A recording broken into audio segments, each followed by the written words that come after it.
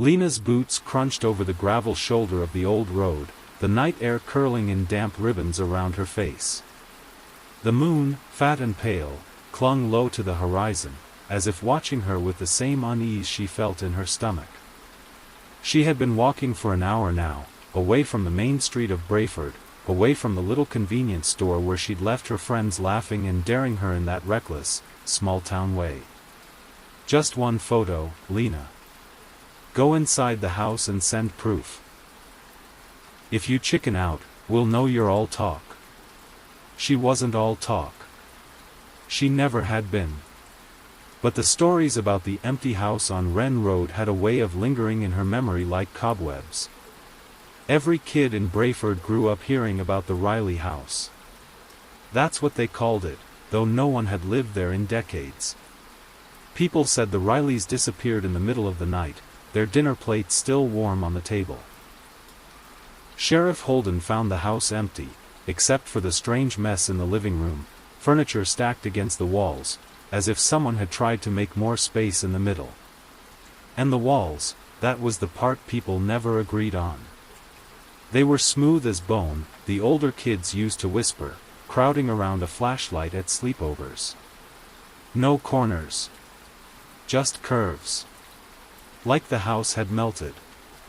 Lena tightened her scarf against a sudden gust. She could see it now, rising at the end of the road like a silhouette cut from the night. Tall, narrow, with gables like jagged teeth against the sky. The gate was still broken, hanging from one hinge. The wind nudged it to creak once, softly, as if sighing. Lena hesitated at the walkway. Her phone buzzed, messages from her friends. Mara, you there? Jules, take the pic or you are buying pizza. Smirking face, she smirked, nerves buzzing under her skin. Fine, she muttered to herself. In and out. No big deal. The house loomed larger with every step. Up close, its windows seemed cloudy with age, refusing to show her what waited inside. The front door stood ajar, just a hair, like it had been waiting for her, holding its breath. The porch groaned beneath Lena's weight, the wood soft and spongy with rot. She paused at the door, her breath puffing in white clouds. Inside, only darkness. Not the flat kind you expect from an abandoned house, but a heavy, swallowing black that seemed to thicken in the doorway like syrup. Okay, she whispered to herself, as much to hear a human voice as to summon courage. Photo, then gone. Easy. Her fingers brushed the door, and the chill of the brass knob stung her palm. She pushed, and the hinge gave a soft whine. The smell hit her first, dust, mold, and something faintly sweet and wrong, like a bouquet left to rot in a sealed box. The foyer stretched out, lined with faded floral wallpaper that peeled in curling strips. Old furniture squatted in shadow, a narrow hall table with a cracked vase, a mirror clouded with age. The light from her phone's flashlight carved thin, jittering beams that seemed swallowed by the room rather than illuminating it. She took a step. The air was cooler here, sharp against her cheeks. Her boots crunched on fragments of glass scattered across the warped floorboards. Somewhere in the house, something shifted, a soft scuff, like the whisper of fabric. Hello? She said before she could stop herself. Her voice bounced back to her, dull and flat. Pulling out her phone, she snapped a picture of the foyer and sent it to the group chat. It took longer than it should have to deliver. Mara, creepy.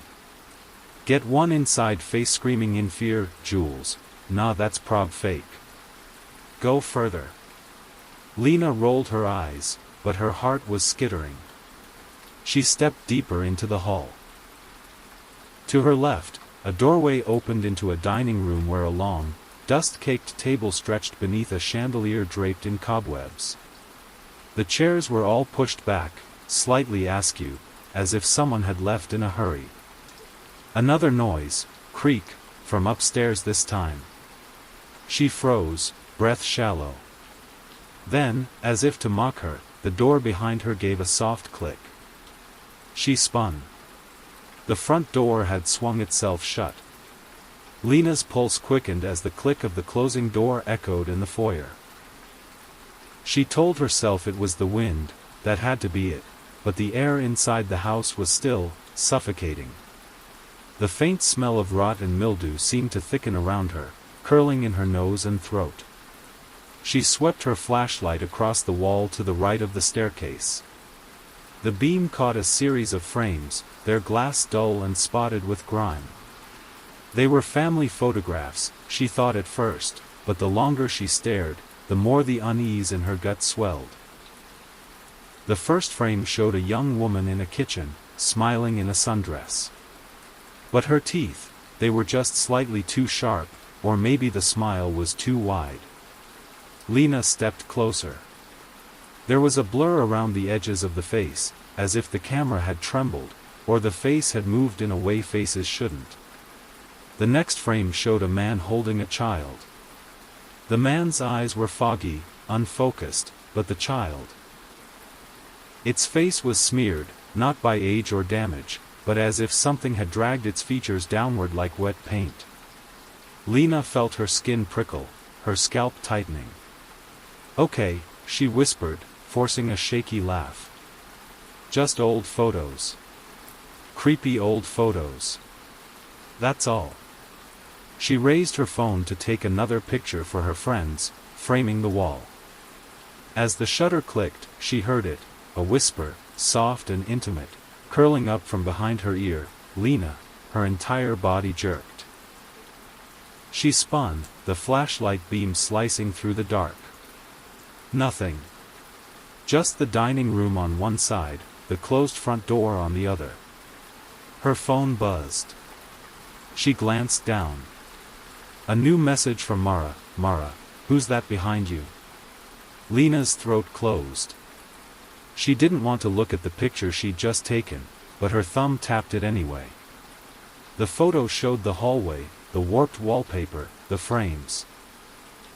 And in the dim reflection of the mirror above the hall table, a figure leaned from the shadow, its face just barely visible, wide and grinning. The air around her seemed to drop 10 degrees. Somewhere deeper in the house, a floorboard groaned, deliberate and slow. Lena's lungs tightened as the silence swelled, thick as a blanket pressed over her ears. She forced herself to back up toward the staircase, her flashlight trembling in her hand. Her mind scrambled for excuses. Light tricks, smudges on the mirror, Mara faking the message, but deep down, she felt the truth sinking claws into her. Someone, or something, was in the house with her. The whisper returned, closer this time, curling around the edges of her hearing. "Over here." She whipped the flashlight toward the sound. The beam skittered across the walls and landed on the floor, illuminating a trail of something dark and sticky glistening between the warped floorboards. It led toward the dining room, pooling under the table as though the house itself was bleeding. Lena's phone buzzed again. Hands shaking, she raised it.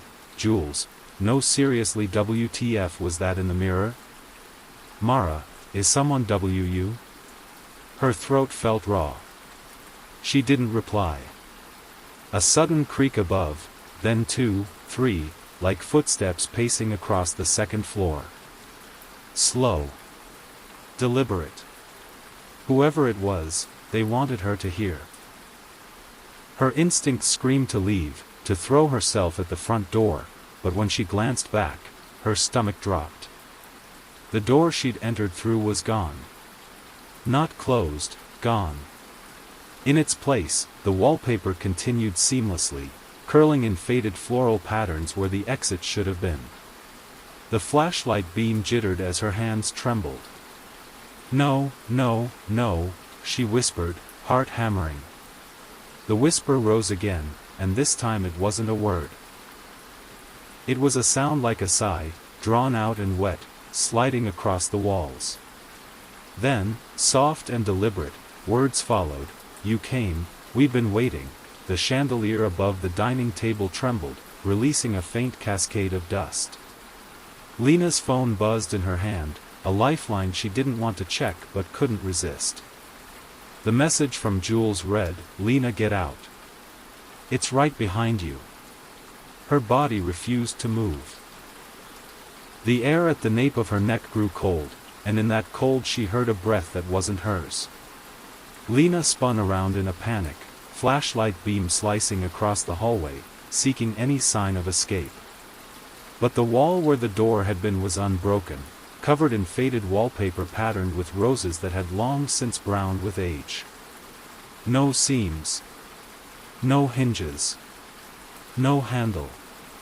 She dropped her phone in shock, and it clattered against the floorboards, the sound unnervingly loud in the suffocating silence. For a heartbeat, the only sound was her own rapid breathing. Then, soft, deliberate footsteps echoed from the second floor again, moving toward the top of the stairs. Lena's trembling hands snatched up her phone, the light of the screen flickering in and out. Her group chat was filling with frantic messages. "Mara, Lena, this isn't funny. Jules, why aren't you answering? Mara, we saw something move behind you. We're calling the cops." Her lips trembled as she typed, "Lena, door's gone. I can't leave." She hesitated before hitting send, realizing how insane it sounded, but she didn't have time to care. Another whisper slithered down the staircase, curling into her ears, "This way, come upstairs." Her chest tightened. The words weren't a request, they were patient, certain, like the voice already knew she would obey. The floor seemed to subtly tilt beneath her boots as she backed into the hallway. The framed photographs rattled softly against the walls, as though the house itself was shivering with anticipation. One of the frames suddenly fell, shattering on the floor. Lena flinched back and froze. The photograph inside had changed. The image now showed the hallway she was standing in, but this time, she was in the frame, her back turned, and a long, black shape stretching from the ceiling behind her, reaching toward her head. The air grew frigid. She bolted for the staircase, every instinct screaming that if she stayed in the foyer 1 second longer, something would slide out of the walls and take her. Her boots pounded the steps, and she didn't dare look back, though the creak of the house followed her like a second heartbeat. Halfway up, the whisper came again, playful now, "Yes, higher, closer." The staircase groaned beneath Lena's weight, each step sinking slightly as if the house were breathing under her feet. Her flashlight wobbled in her trembling hand, casting jittery circles of light along the banister and ceiling. Halfway up, she paused to catch her breath. The air here was colder, sharper, as though she'd climbed into a different season. Her lungs ached with each inhale, and her ears popped softly, like the pressure was changing. A sound rose from below, skrrrp, like dry paper dragging across the floor. She forced herself to glance down the stairwell. At first, she saw nothing. Then, from the shadows pooling at the bottom of the stairs, fingers slid into view. They were pale and long, bending in odd angles like marionette strings had jerked them into life. One hand, then two, then many, a dozen or more, scraping along the walls and floor. Their nails dragged over the wood with that papery rasp, leaving faint trails in the dust. Lena's stomach lurched. She stumbled backward up the stairs, her boots knocking against the wood. "Stay away, stay away!" she screamed, voice breaking. The hands didn't hurry. They climbed the walls and banister in slow, deliberate movements, as though savoring the chase. From the corner of her eye, she caught one pressing flat against the wallpaper. The wall seemed to soften under it, rippling like water as the hand sank wrist deep and disappeared, only for another to emerge closer to her. She ran, heart hammering, her footsteps echoing through the narrow hall at the top of the stairs. Doors lined the corridor. 3 on the left, 1 on the right, but each was slightly ajar, spilling nothing but blackness inside. From the stairwell behind her, the whisper followed, almost, then came the first touch. Cold fingers grazed her ankle. She screamed, kicking wildly, boot connecting with something that gave like wet clay. The hand recoiled into the shadows, leaving a smear of dark residue on her sock. More hands reached now, some pulling along the floor, some slipping from the ceiling beams, stretching toward her legs and arms. Her light flickered as she staggered toward the first door, choosing blindly. She shoved it open and slammed it shut behind her, pressing her back to the wood. Her chest heaved. For a heartbeat, there was silence, just her blood in her ears. Then, from the other side of the door, a chorus of fingernails began tapping. Slow at first. Then faster. Like applause.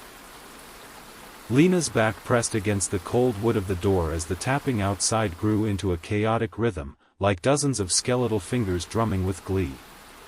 Her flashlight flickered, and she slapped it with her palm, the beam steadying just enough to reveal the room she'd trapped herself in. It was a bedroom, or at least it had been once.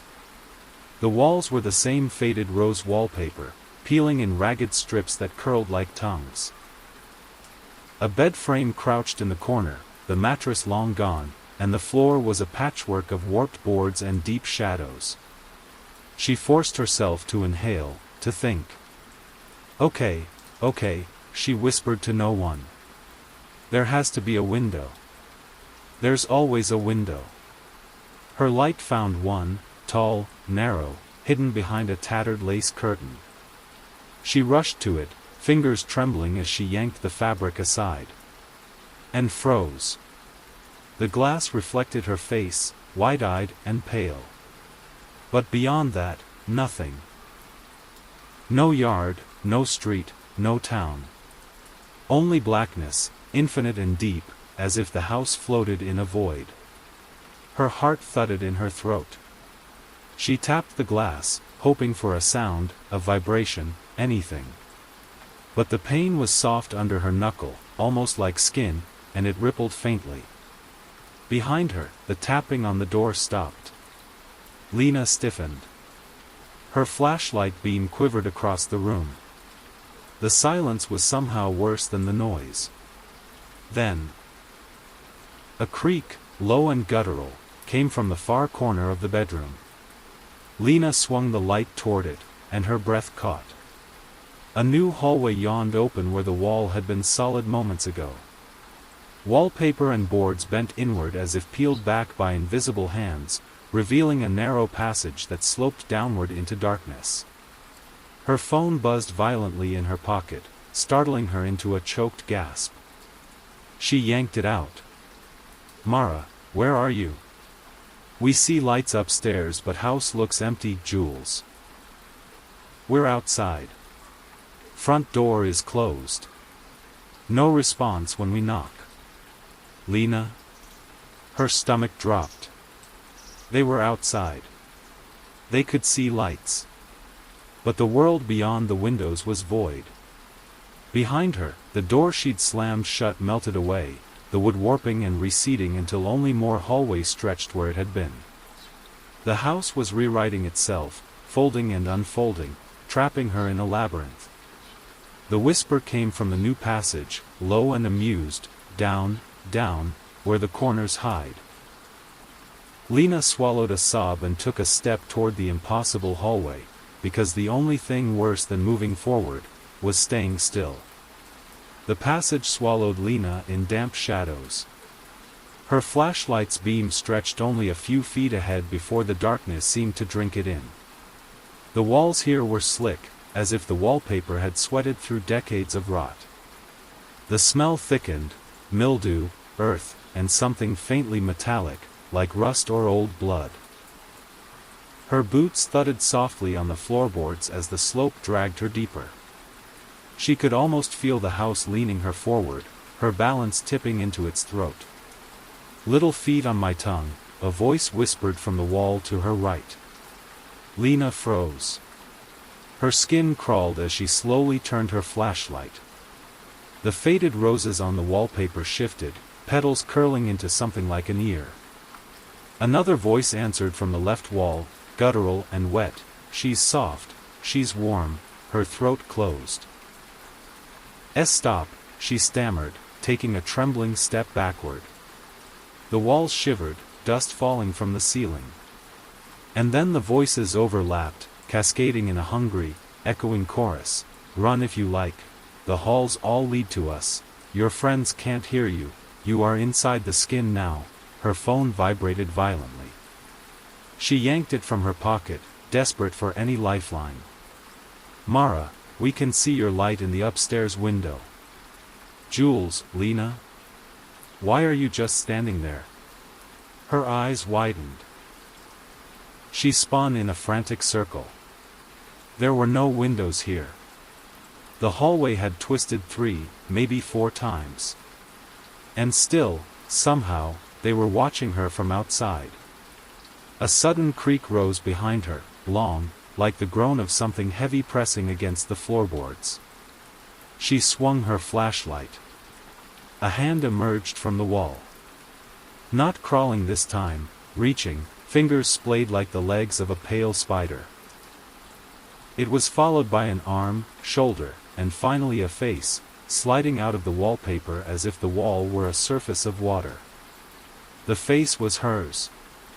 The lips stretched into a smile that split too wide, teeth pressing against the thin flesh of its cheeks. "Lena," it said in her own voice, "you're almost home." She screamed, bolting down the passage.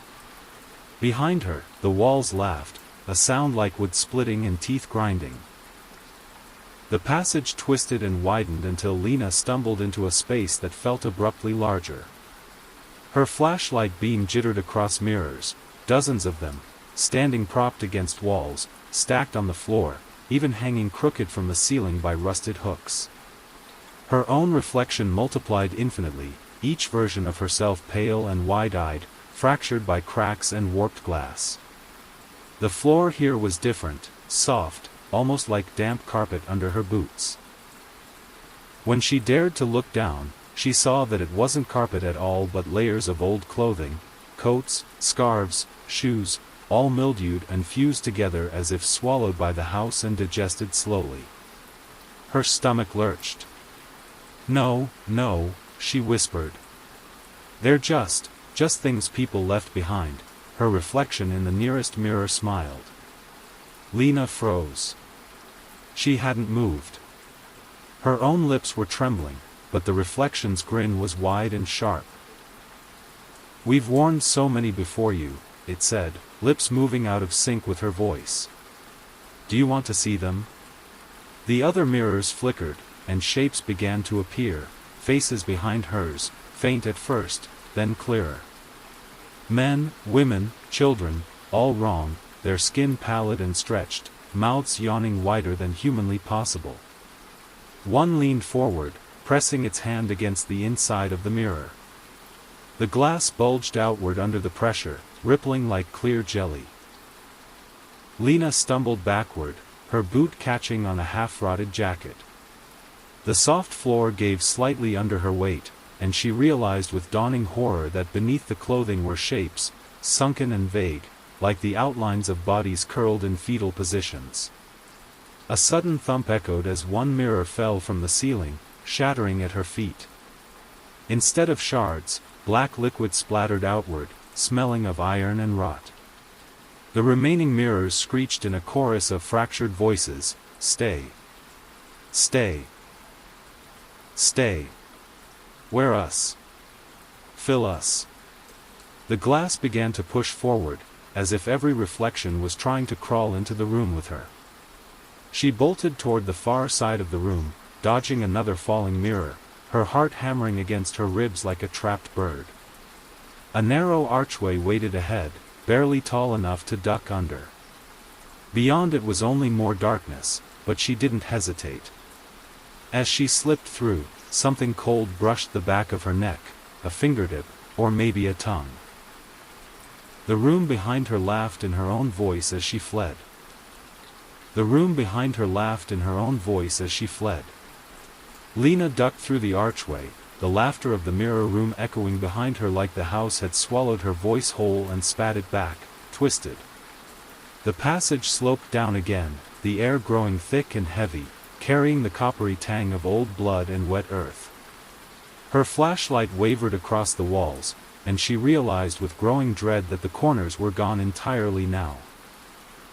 The hallway flowed in smooth curves, walls meeting ceiling and floor in seamless arcs, like the inside of some vast and hollow creature. There was no line, no edge to cling to. Her boots slipped on the damp wood as she stumbled into a circular chamber. At first, it was almost beautiful. The room was wide, perfectly round, its walls gleaming as if wet. Her flashlight beam swept along the curve, and the surface shivered under the light, like the walls were breathing. And then the smell hit. Sweet and rotting, like meat left in the sun. She stepped further in, her steps echoing oddly. They didn't bounce normally, the sound spiraled upward, as if the room itself swallowed it and hummed it back to her from everywhere at once. "You're here," the voice sighed, and now it wasn't a whisper, it was all around her, coming from the walls themselves. A pulse ran through the floorboards beneath her feet. She stumbled as the boards bulged upward slightly, like veins under stretched skin. The house wasn't just alive. It was awake. From the walls, hands began to emerge, slow and deliberate, not scrambling now but reaching with intent. Some slid out wrist first, some elbow first, and then faces followed, blank at first, then twitching into imitations of her own expression. One face opened its mouth and spoke in a voice that was hers, but wet and broken. "Fill the corners. You fit." Lena stumbled back, tripping over the uneven floor. Her light swung wildly and caught something at the center of the room. It wasn't furniture. It wasn't a body. It was a hole, perfectly round and yawning open like a pupil. The edges glistened, pulsing in rhythm with the walls. Her phone buzzed violently in her pocket. She fumbled it out with shaking fingers. "Mara, we can hear you screaming. The house looks dark from outside." "Lena, we're calling 911. She almost sobbed with relief, contact with the outside world. But then another message arrived immediately, "Unknown number, don't leave. We're not done yet." Her stomach dropped. The text had arrived without signal. Behind her, the wall sighed, and a dozen soft, wet footsteps began to close in. The circle of the room seemed to close around Lena, the walls glistening in the thin, shaking beam of her flashlight. Hands slid from the arcs of the room, fingers twitching like they were learning to move, and the hole in the center pulsed softly, inhaling and exhaling, the sound wet and low.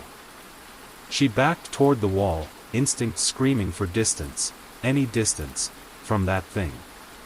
Her boots squelched on the damp floorboards, and she forced herself to look up, hoping for some crack in the ceiling, some impossible way out. I don't belong here," she stammered aloud, voice breaking. "I'm leaving." The room laughed. Not a single voice, but a layered, overlapping rumble, her own voice, Mara's voice, Jules's voice, the echoes of all the reflections from the mirrors. "Leave," the walls crooned, "we can leave with you, we can stretch, we can wear you." Lena shook her head violently. "No. No. I'm not staying." She bolted toward the hallway she'd entered from, heart pounding like a fist against her ribs. But as soon as her flashlight beam hit the passage, she felt the ground shift under her. The hallway bent, the smooth wall curling up like a wave, and with a wet, sucking sound, the entrance closed, leaving only more unbroken wall. "No!" she screamed, slamming her fist into the damp curve of the wall. The wallpaper gave slightly, like flesh over bone, and then something pushed back from the other side. A handprint pressed outward, palm to palm with hers, before sliding along the surface as though caressing her. She staggered backward, gasping, and her heel caught on the uneven floorboards. She went down hard, her flashlight clattering from her grip. The beam rolled toward the hole in the center of the room, illuminating something that made her stomach twist. The hole wasn't empty. It was lined with teeth, or something like teeth, jagged and irregular, glistening with threads of saliva. The entire thing flexed, and a hot, damp gust of air blew across her face. Then came the sound, a deep, animal gurgle, vibrating through the floor. Her phone buzzed in her pocket again. She yanked it out with shaking fingers. "Jules, police are here. They can't get the door open. Are you okay?" Lena's eyes brimmed with tears. She typed with numb thumbs, "Lena, it's alive. The house is alive. Don't come in." As she hit send, the phone vibrated again immediately. But this time it wasn't a notification. It was the floor. The boards beneath her quivered like muscle. And the whisper came, lower now, almost a growl, "If you won't come to us, we will come to you." The trembling of the floorboards rose into a shuddering rhythm, like the heartbeat of some colossal thing beneath her. Dust rained from the curved ceiling as the room seemed to pulse around her, the walls contracting just slightly before relaxing again, as if the house was breathing with excitement. Lena scrambled to her feet, her boots slipping on the damp boards. Her flashlight beam jerked wildly, catching pale hands sliding along the walls, reaching out as though tasting the air. Some pressed flat to the surface, and others bent, their knuckles scraping the wood, nails leaving trails of dark residue. She darted toward the opposite side of the room, desperate for anything that looked like escape. But the wall rippled under her hand, and before she could pull back, it grabbed her. Cold fingers burst from the wallpaper, curling around her wrist like skeletal vines. She screamed and yanked hard, but the grip was inhumanly strong, tendons straining in her arm as the wall pulled. Her shoulder slammed against the wet surface, and she felt it give under her like soft tissue. A hollow, gurgling chuckle vibrated through the plaster, traveling into her bones. "No! Let me go," she cried, slamming her free fist into the wall. The surface absorbed the hit like punching through gelatin, and for a horrifying second, her hands sank in up to the knuckles. A whisper spilled through her palm, vibrating against her skin, warm, "You'll fit perfectly." Panic gave her strength. She yanked backward with a guttural scream, tearing her arm free. Thin trails of slimy residue clung to her wrist, steaming faintly in the cold air. Her skin burned where the fingers had touched. The room reacted.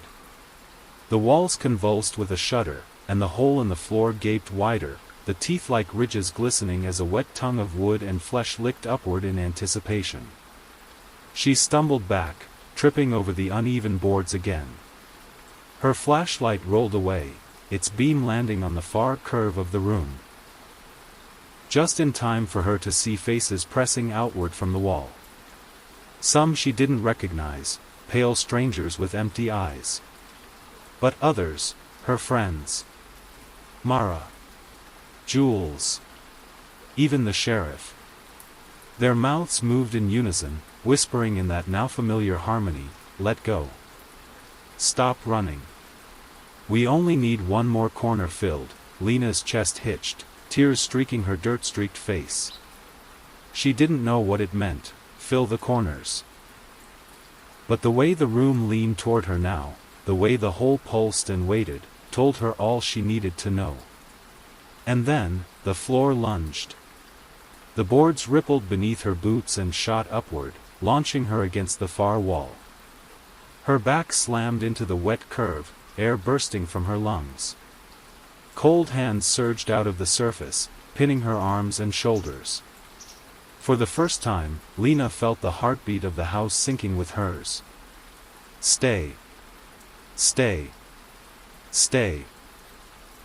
Lena's scream tore from her throat, raw and jagged, as the wall flexed around her, soft and slick. Cold, bony fingers pressed into her shoulders and arms, and she felt the wet drag of unseen things curling across her back, like centipedes made of hands. The heartbeat of the house vibrated through her chest, slow and steady, as though it was sinking her body to its rhythm. Her breaths came in shuddering gasps, fogging the damp wall in front of her. Then, the wall opened its mouth. Not a literal mouth, but a slit formed around her torso, hot and wet, the sound like tearing fabric mixed with a low animal gurgle. The slick pressure sucked at her clothing, tugging her closer. She screamed again, kicking wildly, boots scraping the floor. Her phone buzzed in her pocket, a shock of the ordinary in this nightmare. With one hand still free, she fumbled it out, smearing the screen with slime. "Mara, Lena, answer now. We hear banging inside. Jules, they can't break the door. Cops say it's like the house is made of stone. WTF is happening?" Lena sobbed, her thumb hovering over the keyboard, but the phone buzzed again before she could respond. "Unknown number, you are ours. Stop fighting." Her phone slipped from her hand, sucked straight into the soft floorboards with a wet schlup.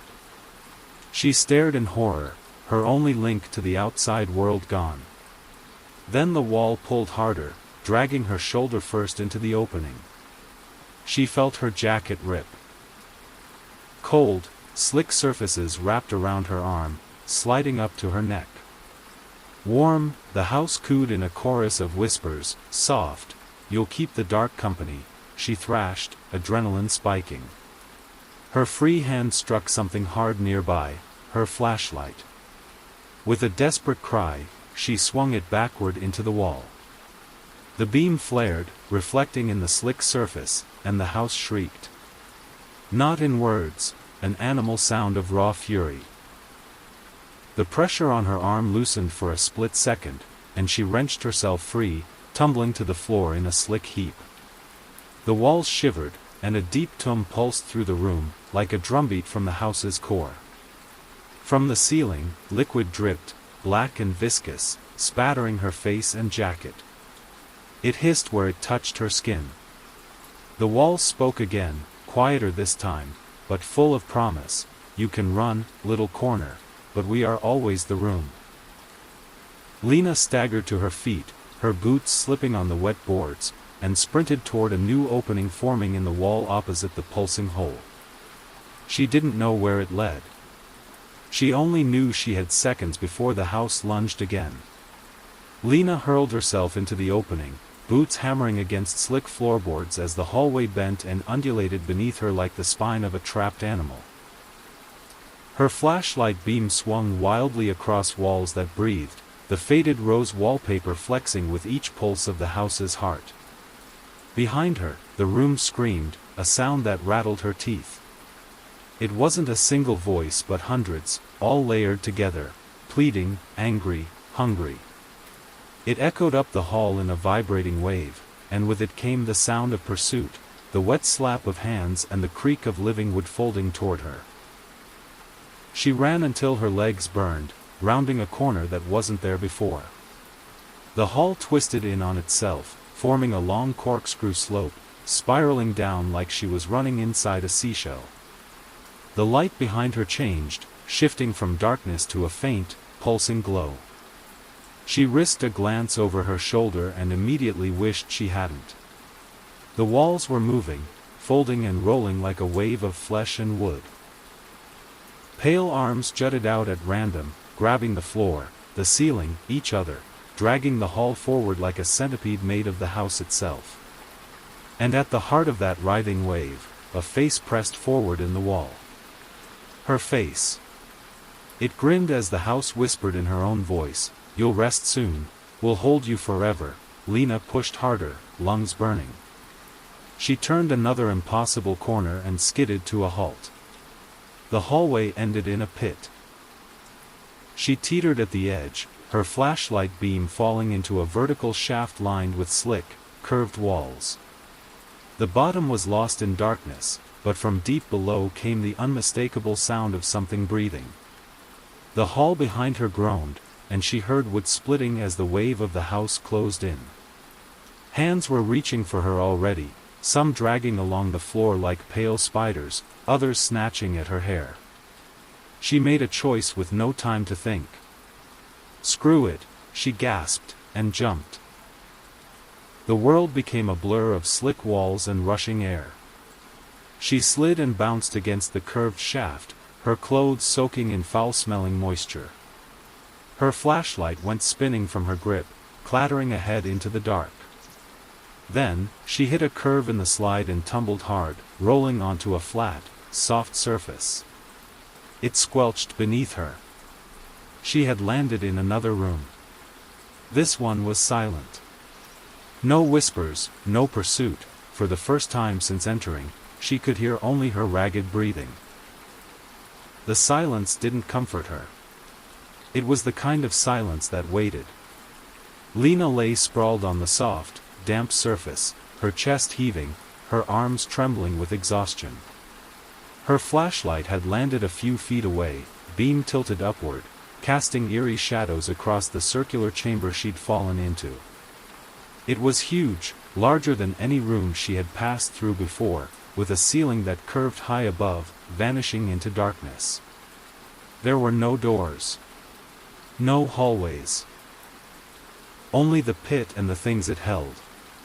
At first, she thought the floor was covered in trash, shredded clothing, shoes, cracked phones, broken glasses. But then her eyes adjusted, and the truth curdled in her stomach. They weren't just possessions. They were remains. Bones jutted from the soft surface beneath her, some long and bleached, others still carrying the gray, tattered shreds of flesh. A skull stared up at her from inches away, jaw agape in a silent scream. Another had its teeth broken and scattered like gravel across the floor. "Oh God," Lena whispered, clapping a trembling hand over her mouth. Her stomach twisted, and bile burned the back of her throat. Then she heard it. A faint echoing murmur rose from the pit beneath her, as if the room itself had a voice that came from far, far below. "Stay, stay, stay." The whisper vibrated in her ribs, low and distant, like a sound heard underwater. She forced herself to move, crawling toward her flashlight. Her hand brushed something soft, and she recoiled, a sleeve with an arm still in it, the skin puckered and gray. She bit back a sob and grabbed the light, its beam swinging wildly across the room. On the far wall, she saw shapes, indentations, hundreds of them. As she approached on shaky legs, she realized they were human silhouettes, pressed into the curved surface. Arms out, heads tilted back. Some were deep, as if the body had been completely absorbed into the wall. Others were shallow, still recognizable, their faces twisted in eternal, silent screams. As the beam lingered, a pair of eyes opened in one of the faces. Lena shrieked and fell backward. The wall shifted, and the silhouette pressed forward, its mouth opening in a wet croak. "Help!" The voice was her own. Another silhouette blinked awake. And another. Soon, dozens of them opened their eyes, and the chorus began to rise in unison. "Stay, fill the corners, stay." The floor beneath her shuddered. A low, wet inhalation filled the chamber, and the soft ground began to sink, as if the entire pit was breathing her down into its core. Lena stumbled to her feet, spinning in a circle. There were no doors. No windows. No escape. And yet, from somewhere deep below, the whisper rose again, thrumming in her bones. "If you fall, we will keep you.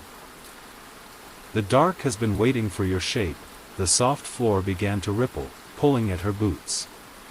The floor of the pit rippled beneath Lena's boots, the soft layers of discarded clothing and decayed flesh undulating like the surface of a black ocean. Each pulse sucked at her feet, and the air filled with the stench of rot, copper, and damp wood. "No, no, no," she whispered, staggering backward, but there was nowhere to go. Every wall of the chamber was smooth, curving into one another like the inside of a colossal egg, leaving her trapped in a seamless bowl of flesh and wood. The whispering grew louder, now accompanied by a low thrum that made her chest vibrate. "You fit, you fill, you are the missing corner." The floor sank suddenly, and Lena yelped as she fell to her knees. Her hands sank into the soft, spongy layers below, fingers brushing slick bone and rotting fabric. When she yanked them free, her skin glistened with a thin, black residue that hissed against her palms. From deep below came a gurgling sound, wet and eager, followed by the sensation of movement. The floor shifted in waves, dragging her toward the center.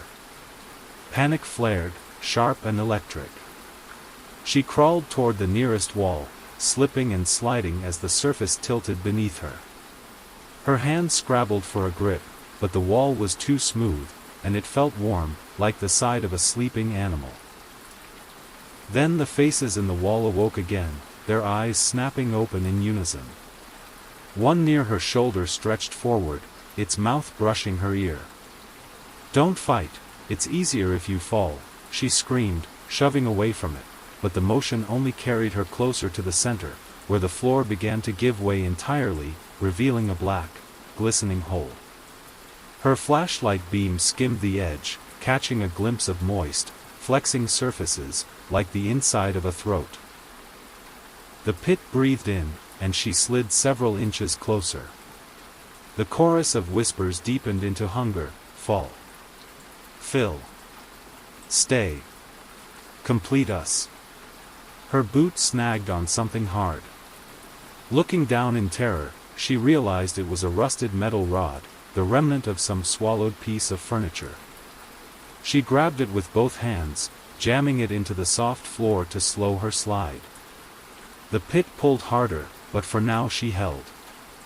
Her arms shook violently, her knuckles white on the corroded metal. From the hole below, a wet tongue of wood and flesh rose up slowly, quivering in anticipation. It was reaching for her.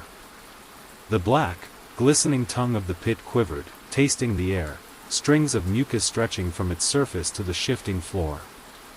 Its smell hit Lena like a physical blow, sour, wet, and coppery, like she had crawled inside the lungs of something that had been dead for weeks but still twitched.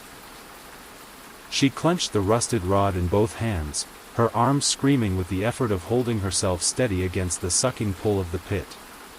Every muscle burned, and her fingers slipped on the slime that coated the floor. The tongue rose higher, and as her flashlight beam wobbled across its surface, she saw that it wasn't just wood and meat. Eyes, small and glassy, human and animal, were embedded along its length, staring at her with wet, unblinking intensity. They rolled independently, following her every shuddering movement. "No!" Lena cried, her voice cracking in the pit's cavernous echo. "You're not taking me." The pit laughed. It was a low, gurgling rumble that made the walls tremble and dust drift from the high, unseen ceiling. Then, with a sudden wet slap, the tongue lunged. It hit the floor just beside her, splattering black slime across her face and jacket. She gagged at the taste as droplets hit her lips, salty, metallic, and wrong. Hands burst from the floor around the tongue, grabbing her ankles with icy strength. She screamed and kicked, one boot connecting with something that gave like clay, but the grip only tightened. The floor rippled, pulling her inch by inch toward the hole. "Fill us, fill the last corner," the voices crooned in unison, a horrible, sweet harmony. Lena's panic sharpened into raw, animal survival. With a roar, she swung the rusted rod at the tongue. The jagged metal edge tore a shallow gash into its surface, and black fluid sprayed, hissing where it struck the floor. The pit screamed, the sound deafening, making her teeth rattle. The hands loosened for a heartbeat, and she wrenched free, scrambling toward the curve of the wall. Her boots slipped, smearing slime and rot, but adrenaline drove her forward. She leapt, grabbing at the smooth curve where the wall met the floor, nails scrabbling for any purchase. Behind her, the pit's whispers turned furious. You cannot leave. You are the shape we need. You are the last. The wall shuddered under her hands, and to her shock, a crack formed, just wide enough for her fingers to sink into. She climbed, hauling herself up the curve as the floor heaved beneath her. Then she heard it, the sound of wood splitting, followed by a rush of wet, slapping pursuit. The pit wasn't done. Lena clawed at the narrow crack in the wall, her fingernails scraping against the warm, pliant surface as she hauled herself upward. The smooth curve of the chamber offered almost no traction, forcing her to wedge the tips of her boots into shallow wrinkles in the flesh-like wood. Below, the pit raged. The black tongue lashed against the soft floor, splattering slime in wide arcs. Hands burst from the walls and floor, slamming against each other, grasping at air, at fabric, at the idea of her. The voices changed, too. Gone was the coaxing sweetness. Now they were raw and furious. You belong. We made this for you. Do not leave our body. Her muscles burned with each desperate pull. She could feel the wall tremble under her weight, almost as if it enjoyed the effort it took to resist her. Gravity seemed to shift suddenly. The chamber tilted, not physically, but in the way her body felt pulled. Her stomach lurched, and she nearly slipped as her boots lost purchase.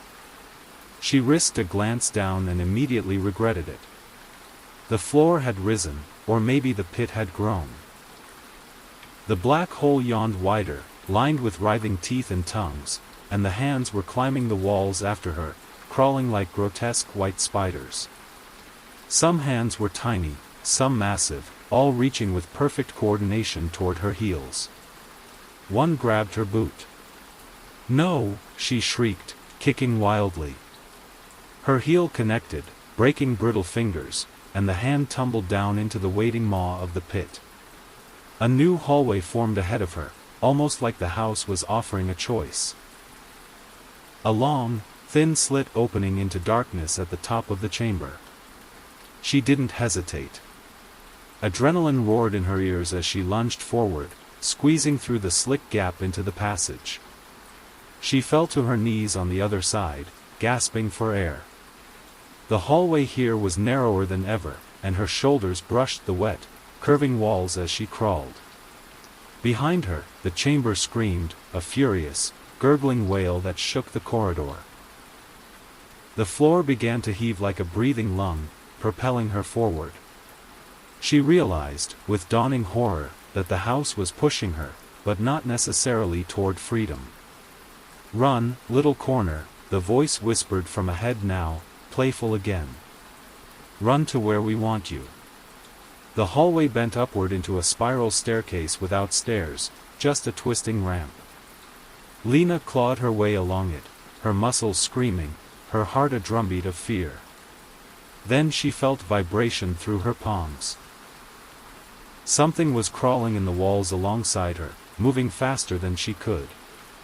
Lena pressed her palms against the quivering surface of the spiral corridor, inching upward. Every muscle screamed for relief, her breath coming in ragged gasps. She could feel the pulse of the house in the walls, a slow, monstrous heartbeat that seemed to synchronize with hers against her will. Then she felt it, vibrations racing through the walls, fast and heavy, closing in. Her flashlight beam quivered as she swung it back down the twisting slope. At first, she saw only the wet shimmer of the walls. Then, shadows shifted beneath the surface. Something huge was crawling inside the walls themselves, its shape vaguely humanoid but stretched and wrong, like a marionette with strings pulled too tight. Its head pressed forward first, bulging the wall like a bubble. For a fleeting, nauseating second, she swore she saw her own face in that bulge, grinning with eyes rolled white. The walls groaned as the shadow lunged forward, hands and limbs snapping into the corridor itself, trying to grab her. The fingers were impossibly long, jointed like insect legs, and they clicked against the wet floor as they advanced. "No!"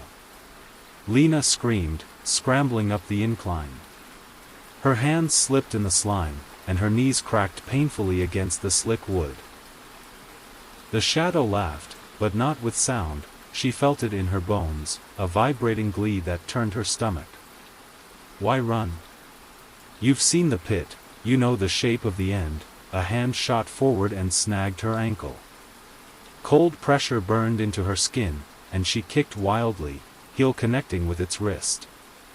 The hand snapped backward, folding unnaturally into the wall like liquid. She scrambled forward faster, fueled by pure panic. The spiral seemed endless, her flashlight beam catching the curve after curve, no exit in sight. The shadow's head burst fully into the passage now, sliding like it was made of wet clay. It was her mother's face this time, smiling softly. "Come here, baby," it cooed in her mother's exact voice. "You're not real," Lena shouted, nearly sobbing as she climbed. The shadow's face twisted into her own again, mouth splitting ear to ear. She felt the air change, fresher, colder. Ahead, a pale glow illuminated the top of the spiral. Hope surged, thin and fragile, and she pushed harder. But the wall ahead of her began to pulse, and the voice whispered in her head now, clear and sharp, "If you leave, we follow. We are in you now." The pale glow ahead widened into a round opening, and Lena's chest swelled with desperate hope. Her arms shook from the climb, her knees scraped raw, but she crawled faster, drawn to that cool, silvery light. As she pulled herself up the last bend of the spiral, the space opened into what seemed to be another room, smaller than the others, almost cozy, with a low ceiling and moonlight spilling through a single window. Lena collapsed just inside, her chest heaving, palms stinging from the rough floor. Her flashlight beam wavered across the room. The floorboards here were dry. The wallpaper, clean, with no stains or dampness. She dared to look at the window. Outside was the street. Her breath caught. The Riley house sat silent in the moonlight, its peeling facade looking perfectly ordinary. Across the street, she could even see Mara's blue hatchback parked under the lamppost. She stumbled to her feet, adrenaline surging with new strength. She rushed to the window, fingers closing around the frame. "Mara! Jules!" she screamed, her voice raw. Outside, two tiny figures ran into the yard, arms waving. Mara and Jules. "Oh my God," Lena sobbed. "I'm here. I can see you. Then she noticed the glass. The reflection staring back at her wasn't moving. Her own face stared through the window, expressionless, mouth slightly open, eyes dull. Behind that reflection, the room she stood in was empty, no Lena, no flashlight, just peeling wallpaper and shadows. Her stomach dropped to ice. Tap. She jerked her head toward the sound.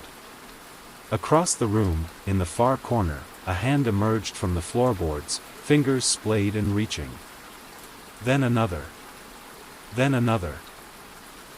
The room darkened, the moonlight flickered, as if a shadow had passed across the sky. Her reflection in the glass began to smile slowly, while the hands rose higher. The walls quivered, and the voice returned, soft and intimate. "Almost fooled you. Corners are for keeping, and you are the last corner we need." The window rippled like liquid, and the street outside melted into darkness. Lena backed away, heart pounding, as the floor began to heave again, and the hands clawed their way fully free, bodies pulling themselves up from the wood. They were faceless, their skin the color of pale dust, and they crawled toward her silently, the boards groaning under their weight. The safe room was only another trap. Lena's back hit the cold wall as the first faceless figure rose fully from the floorboards. Its body was thin and elongated, the skin stretched tight over bone, but where its face should have been was only a smooth expanse of pale flesh, glistening slightly in the dim light. It tilted its head as if scenting her, then crawled forward on hands and feet like a spider. The others followed, 5, 6, 8 in total, their finger bones clicking against the floorboards. Lena's chest heaved. She snatched up her flashlight, gripping it like a club. "Stay back!" she screamed, her voice cracking in the humid air. The faceless things froze, heads twitching toward the sound. Then, in perfect unison, they opened their mouths, thin vertical slits forming in the smooth skin where mouths shouldn't exist. A hiss spilled out, low and wet, like steam escaping a kettle. The wall behind Lena quivered, and the voice returned, gloating and amused, "They know your shape. They know your breath. They will bring you home." The nearest faceless lunged. Lena swung the flashlight with all her strength. The metal rim cracked against its head with a hollow thud. The creature stumbled back, but there was no blood, no wound, just a soft indent that slowly smoothed itself out, as if the skin were liquid. 2 more lunged from the sides. She dropped to the floor, sliding under their reach, and bolted toward the window. Without thinking, she threw herself against the glass. It gave, soft and elastic like skin, but did not break. Her hands sank into it, and she screamed in frustration, clawing at the false exit. The surface tightened, pulling her fingers in further like it meant to swallow her hands. Behind her, the hiss became a chorus, and the sound of bone and wood cracking filled the room as the faceless ones closed in. One caught her ankle, ice-cold and impossibly strong. She kicked, but its grip only tightened. Another grabbed her wrist, and its touch sent a numb, crawling sensation racing up her arm, like ants under her skin.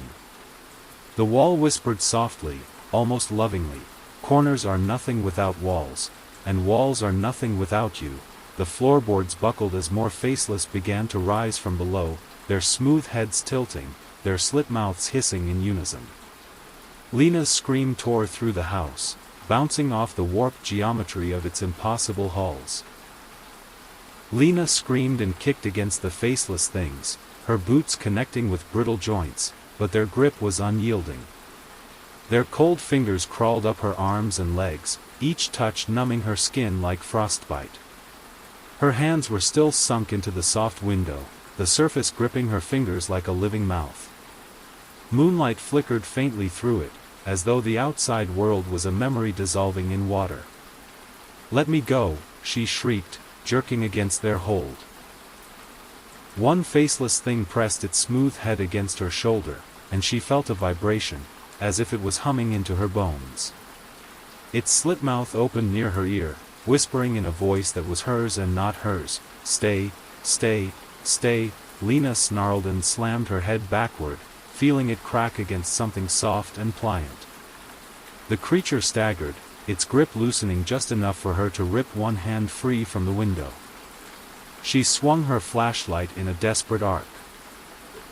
The metal connected with another faceless thing's neck, twisting it with a nauseating crack. The head spun 180 degrees, then slowly rotated back to face her, the slit mouth widening into a silent scream. The window pulsed under her remaining hand, sucking at her skin like it wanted to drink her in. She remembered the mirrors, the pit, the whispers, "Fill the corners." With a roar of panic, she yanked her second hand free. Both palms burned as she stumbled backward, slipping on the damp floor. The faceless things lunged. Adrenaline surged like fire in her veins. Lena turned the flashlight beam directly on the window. The soft surface rippled violently, and the faint image of the street outside fractured, as if her light burned away the illusion. For a single, electric second, she thought she saw a real night sky behind the glass. "Break!" she shouted, and hurled the flashlight with all her strength. The metal sank into the surface with a muffled whump. Then the glass shattered outward, light flooding the room. Cold night air blasted against her face. The faceless thing screeched, a dry, keening sound that scraped her eardrums, and staggered back, shielding their heads as if the air itself hurt them. Lena didn't think. She dived through the broken window, shards slicing her jacket and arms, and tumbled onto wet grass. For a heartbeat, the world was still. The real street, the real night, the Riley house behind her. Its windows stared blankly, dark and silent, as if nothing inside had ever moved. She sucked in a ragged, tearful breath. Then she heard scraping. She twisted on the lawn just in time to see pale, boneless arms sliding out of the window frame, feeling blindly for her in the night. Lena scrambled backward on the wet grass, her palms slick with sweat and blood from the broken glass. Her chest heaved in ragged, shallow bursts as she stared at the window she had just tumbled through. Pale arms writhed from the frame, sliding and groping in the night air. They were longer now, stretching impossibly, joints bending backward as they reached for her. Their fingers clutched at the lawn, digging furrows in the dirt, leaving behind streaks of black slime.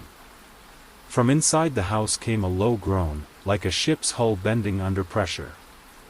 The siding bulged, and for the first time, Lena saw the house itself move.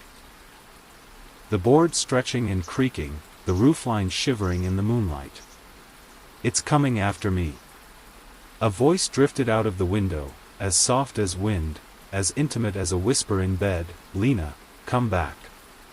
The night is too big without you." She crawled to her feet and stumbled toward the street, heart battering her ribs. Her boots splashed through shallow puddles, and she barely felt the sting of the cold air. Across the street, Mara and Jules appeared in her peripheral vision. Their eyes were wide, faces pale with fear. "Lena!" Mara screamed. "Run!" But Jules's scream was different, warning, not encouragement. "It's coming out." Lena risked a glance back and immediately wished she hadn't. The front door of the Riley house burst open, not swinging but splitting, as if the house's own boards had unzipped. Inside, darkness churned like storm clouds, and arms, dozens, then hundreds, poured outward, slapping against the porch and railings. The house heaved forward. Its foundation shifted, dirt spilling from the edges of the old concrete base as if the house were pulling itself free from the earth. Lena ran. The sound of scraping wood and slapping hands followed her, a grotesque shuffle punctuated by the wet slurp of limbs stretching and retracting. She reached the opposite curb, Mara and Jules grabbing her arms, but she barely felt their touch. "Go! Go!" Lena screamed, shoving them toward the car. As they sprinted, the ground shook, and a wet cracking sound filled the air. She risked one last look over her shoulder. The Riley house had stepped off its foundation, leaving a gaping hole in the earth. Its walls quivered, hands sprouting from every surface, and the windows rolled like eyes, locking on her fleeing figure. And then, in a chorus of 100 voices, it spoke clearly under the open sky, "We will always have your corner, Lena." Lena stumbled into the street, Mara and Jules gripping her arms as they sprinted toward the car. Her lungs burned like she'd swallowed ice, and every muscle screamed with exhaustion, but fear dragged her forward. Behind them, the Riley house groaned, its roofline twisting as though it were stretching its spine. Boards snapped like gunshots, and windows rolled in their frames, tracking the three of them as they ran. Mara fumbled with the keys, cursing under her breath.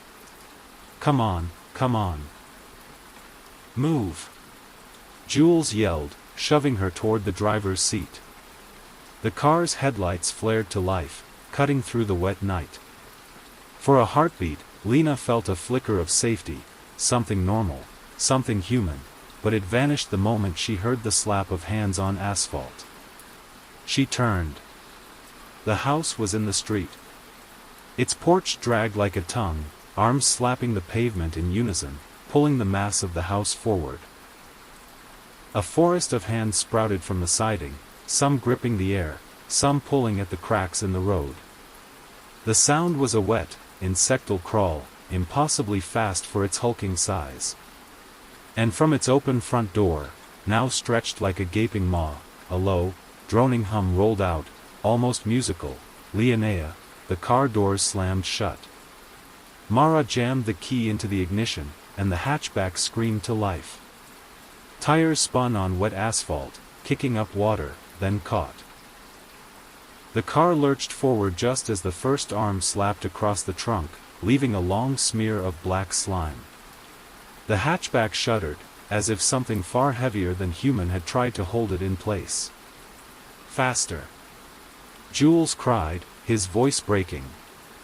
Mara floored it, the small car roaring down the narrow street. Lena twisted in her seat to look back.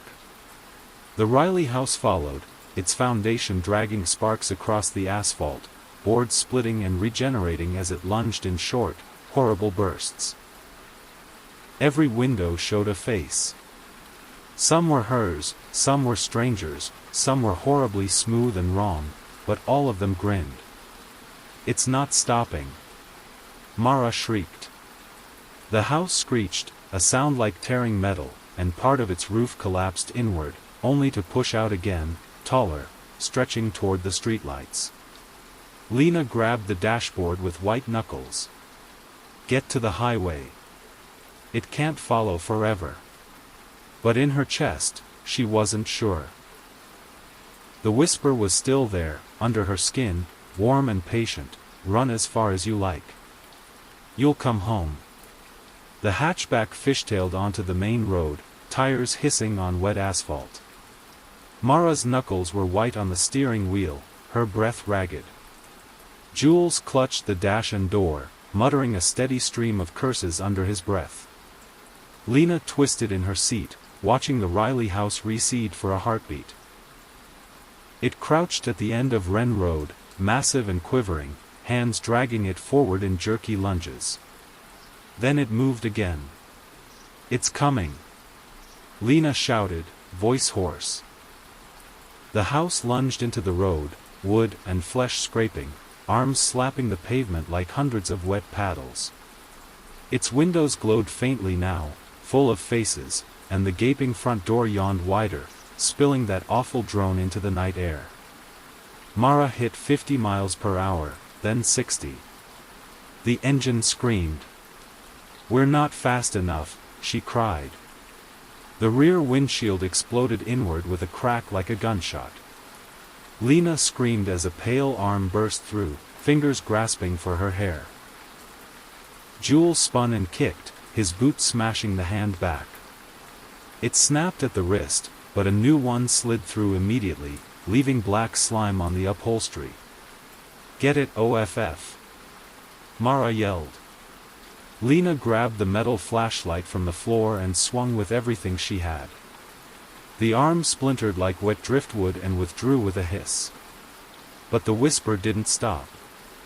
"You're still inside, always inside." Streetlights whipped past in streaks of yellow. The houses gave way to the open stretch of highway, black fields yawning on either side. Mara floored it, and for the first time, the car pulled a few lengths ahead.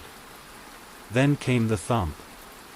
The entire hatchback lifted slightly, rear tires skidding as if something had jumped onto the roof. Metal groaned, and black slime dripped across the windshield, trailing over the glass in writhing lines. Jules gripped Lena's arm. "It's on us."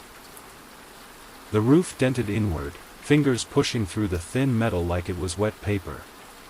One broke through completely, twitching blindly toward Lena's face.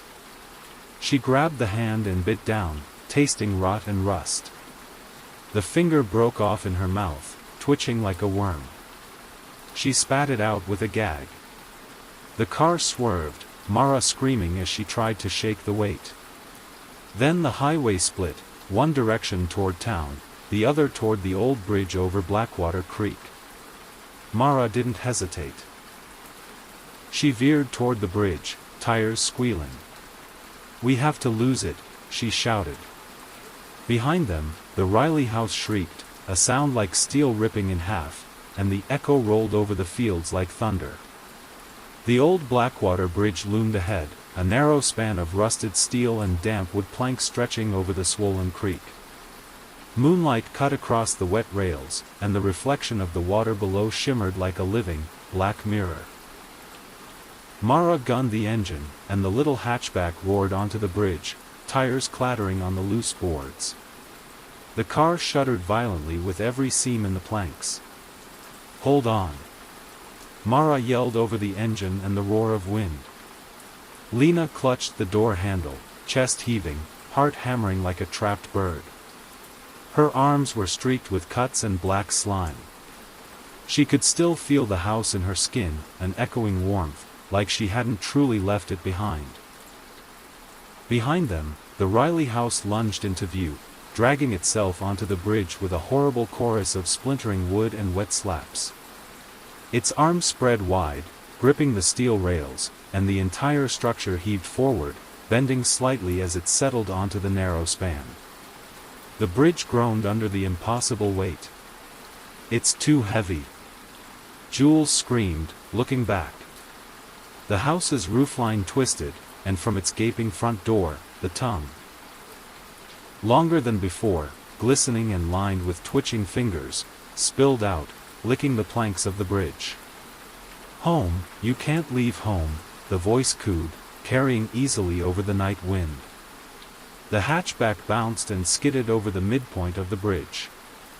Below, the creek foamed darkly, swollen from recent rains, the water churning against jagged rocks. Then the first arm slapped onto the roof again, claws digging into the metal. Another shot through the broken rear window, grasping blindly for Lena. She grabbed it with both hands, screaming, and bit down hard on its wrist. The taste was copper and rot, and the hand twitched violently before retreating. The bridge shook. Mara glanced in the rearview mirror and screamed. "It's coming faster!" The house lunged, dragging itself hand over hand, porch smashing boards, teeth like windows chattering. With each surge, the bridge sagged and creaked, a deep metallic wail echoing over the water. "We can't outrun it!" Jules shouted. Lena's eyes darted to the side rails, to the dark water below. A reckless, desperate thought sparked in her head. "We have to make it fall." The hatchback clattered across the wet planks as the Riley house dragged itself closer, the bridge screaming under the combined weight. Lena could feel the vibrations in her teeth, each slam of its many hands rattling the old steel structure. "We can't outrun it," she said, gripping the back of Mara's seat with blood-slick fingers. "We have to make the bridge give." Mara's knuckles were white on the wheel. "Are you insane? We're on it too. Better us than letting it catch us." Lena's voice cracked into a scream as the car jolted over a gap in the boards. "Gun it. Jump the far side.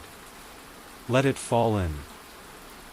Behind them, the house roared, a layered, human and inhuman howl that seemed to bend the night air. Windows bulged with faces, mouths opening wide enough to split the cheeks, all wailing in unison. "No corners without you, no home without you." The bridge sagged under the shifting weight. Lena looked out the rear window just in time to see planks splintering, sections of the bridge falling away into the water below. "Now, Mara! Floor it!" Mara screamed and slammed the accelerator. The hatchback rocketed forward, engine wailing, tires spitting water and mud. The entire structure shook, and with a horrible groan, one of the bridge's steel supports bent toward the rushing creek. The house lunged again. Its porch snapped a section of the railing, wood and metal plummeting into the black water below. The splash was swallowed by the storm of noise, the creak of steel, the slap of hands, the wail of the house. "It's falling!" Jules cried, voice high with terror. The hatchback hit the final stretch of planks, and Lena could feel the drop under the wheels as sections gave way. She clung to the seat and door, praying the car wouldn't follow the bridge down. Then came the crash. With a sound like thunder tearing itself apart, the central span of the bridge collapsed. Water and debris erupted as the Riley house tipped forward, arms flailing. For a moment, it seemed almost weightless, suspended in the night air like some grotesque puppet, and then it fell. The splash sent waves of black water surging up toward the bridge's remnants. The house's screech was a sound Lena felt in her bones, vibrating through her skull. Mara didn't slow until the hatchback skidded onto solid asphalt on the far side, tires smoking. All three sat in shaking silence, staring back at the dark water churning below. The house was gone. The three of them sat in the idling hatchback, frozen, hearts hammering as they stared back at the shattered remains of the bridge. Steam rose from the hood in the cold night, mingling with the fog curling from the black water below. For the first time since stepping into the Riley house, Lena felt the night air, clean, damp, real. Her lungs ached from breathing it so fast. Is it gone?" Mara whispered, voice thin. The only sounds were the engine rumble and the rushing creak below. Jules leaned forward, peering through the rear window. I don't see it." He exhaled a shaky breath and let his head fall back against the seat. "Holy, we actually did it." Lena didn't speak. Her ears rang with phantom whispers, and her skin burned where the house's hands had touched her. In the back of her mind, a voice she couldn't silence murmured, "The house is never gone. You are a corner now." Then the water stirred.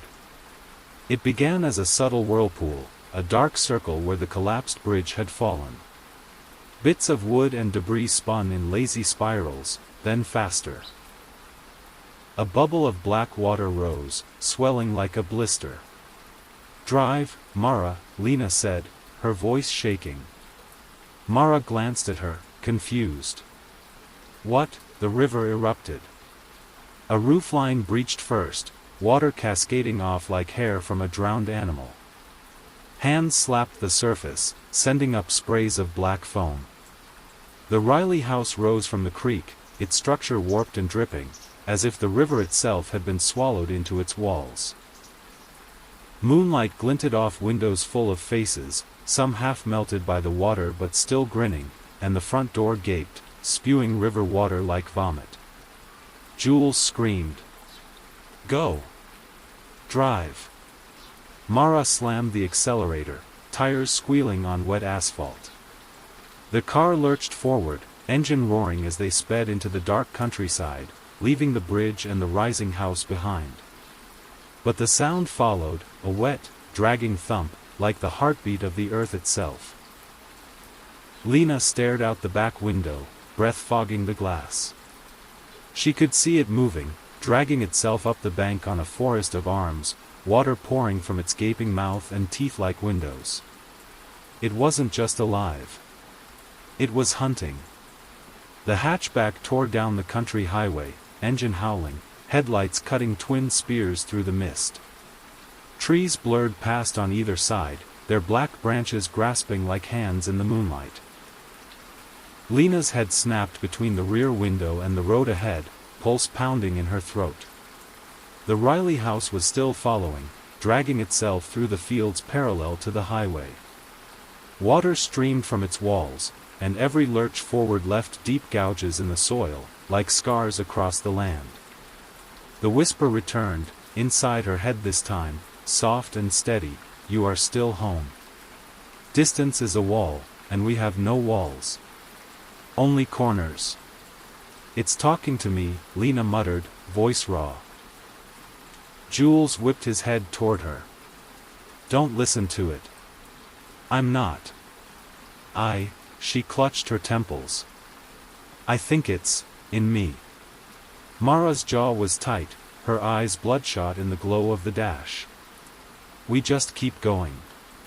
Highway runs to the interstate." Cops, people, lights, it can't follow us there. But in the back of her skull, Lena felt the lie. The house was patient. The house had followed her across the bridge, through the water. The house had learned to leave its lot. The road stretched on forever, a ribbon of black under the stars. Fog swirled low, making the headlights into pale tunnels. They passed a lonely gas station, shuttered for the night. No lights.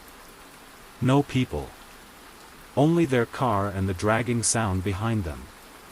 Lena dared a glance back. The Riley house was closer than she'd thought, its roofline bobbing behind a low hill, hands pulling it across ditches and barbed wire fences. Sparks spat as its wet siding scraped a row of abandoned mailboxes, which collapsed like toys. "It's not getting tired," Jules said, voice high. "We don't stop," Mara said through clenched teeth.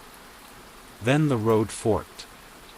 The main highway curved toward the distant interstate, but a smaller road veered off toward a forest, thick, black silhouettes of pines swallowing the starlight.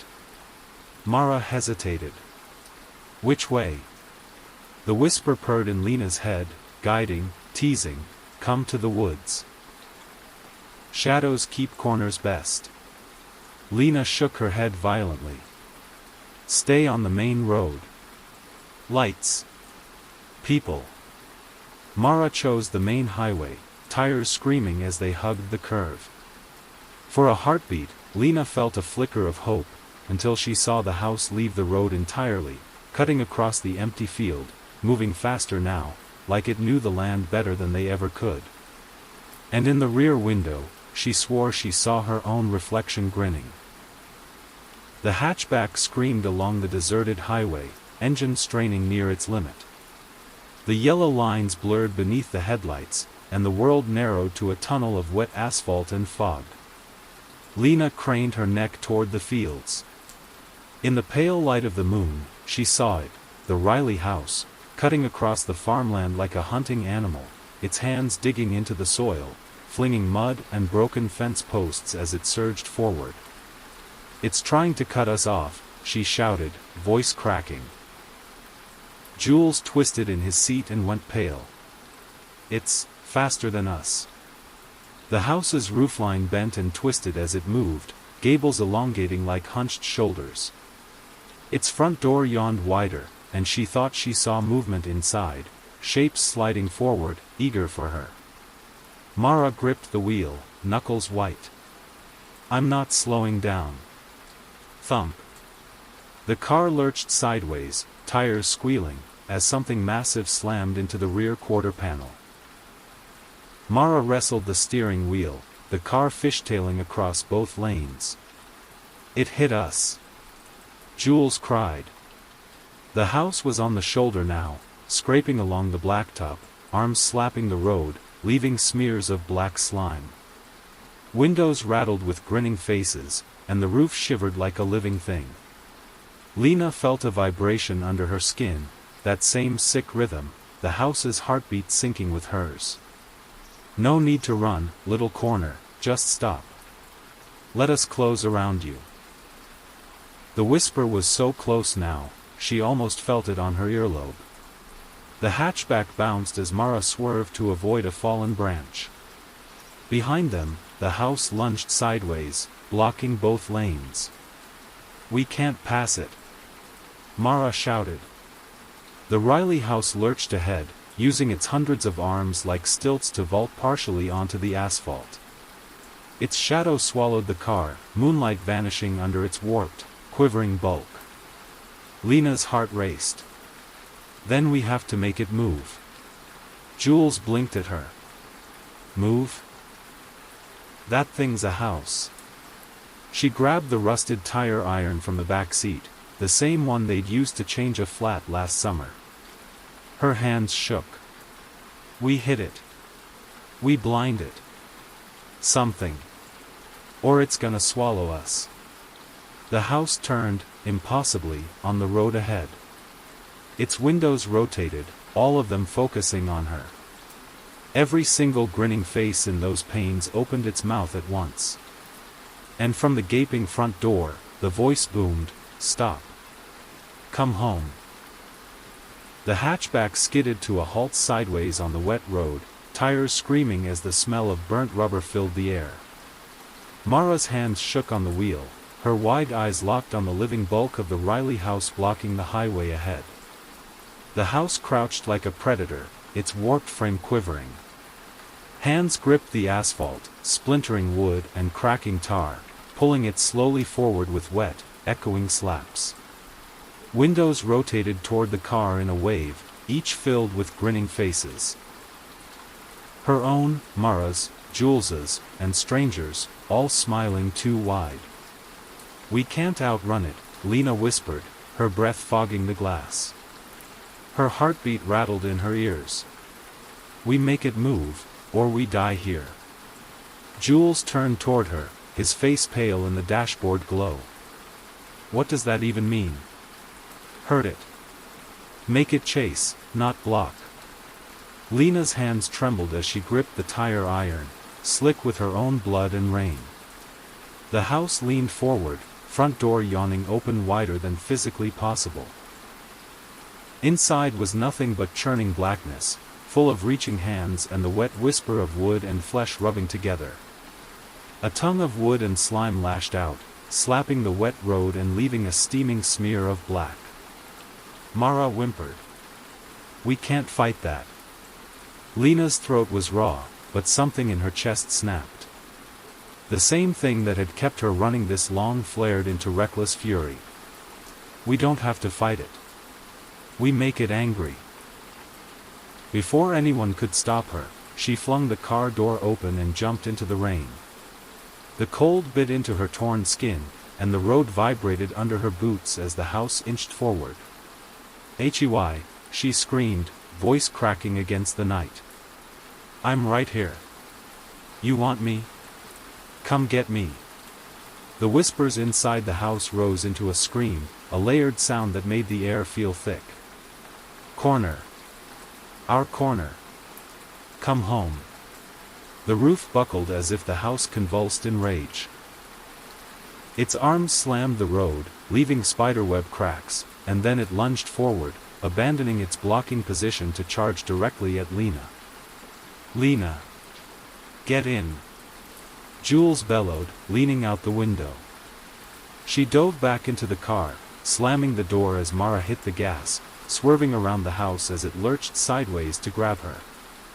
A massive hand scraped along the car's side, peeling the paint, but the hatchback shot free into the night.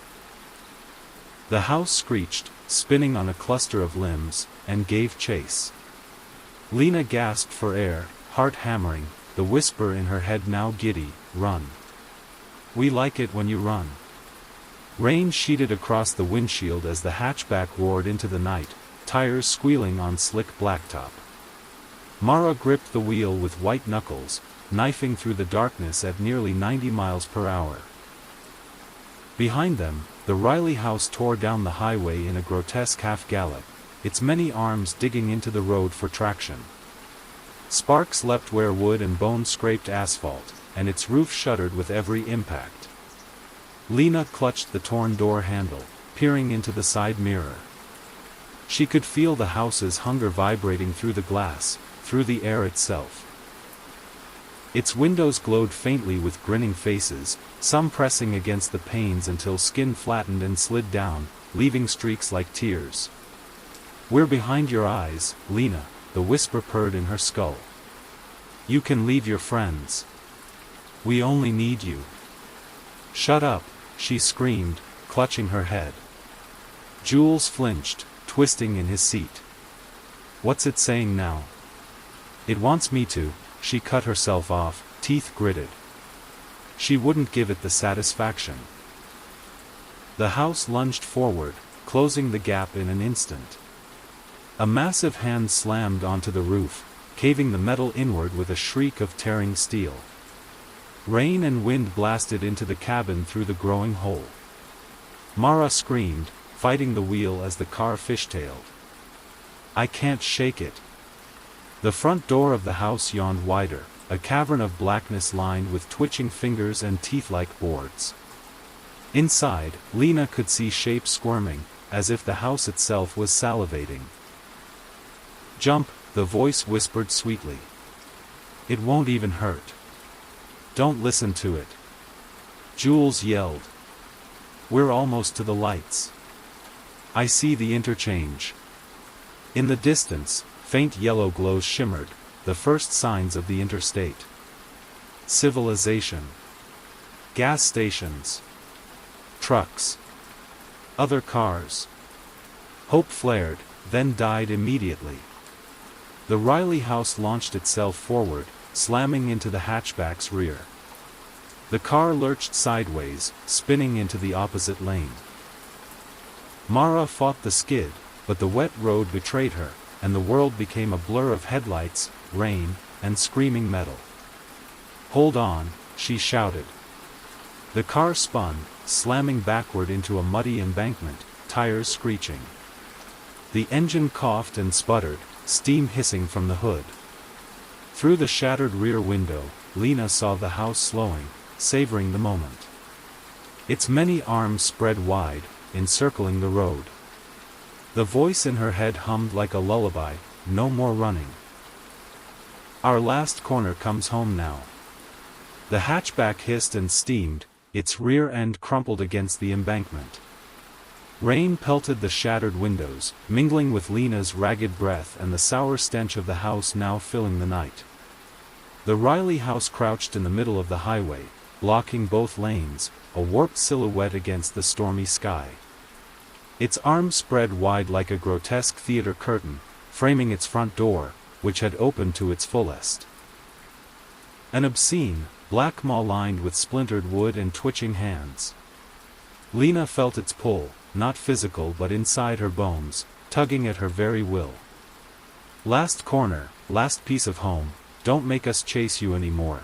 Her head throbbed with the weight of its words. She could feel the house's heartbeat sinking with hers again, a heavy rhythm that seemed to drag her chest down with every beat. We can't stay here," she gasped. "It's gonna take us." Mara fought the ignition, the engine whining and coughing. Come on, come on."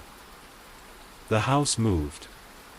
It lunged forward with a speed that seemed impossible for its mass.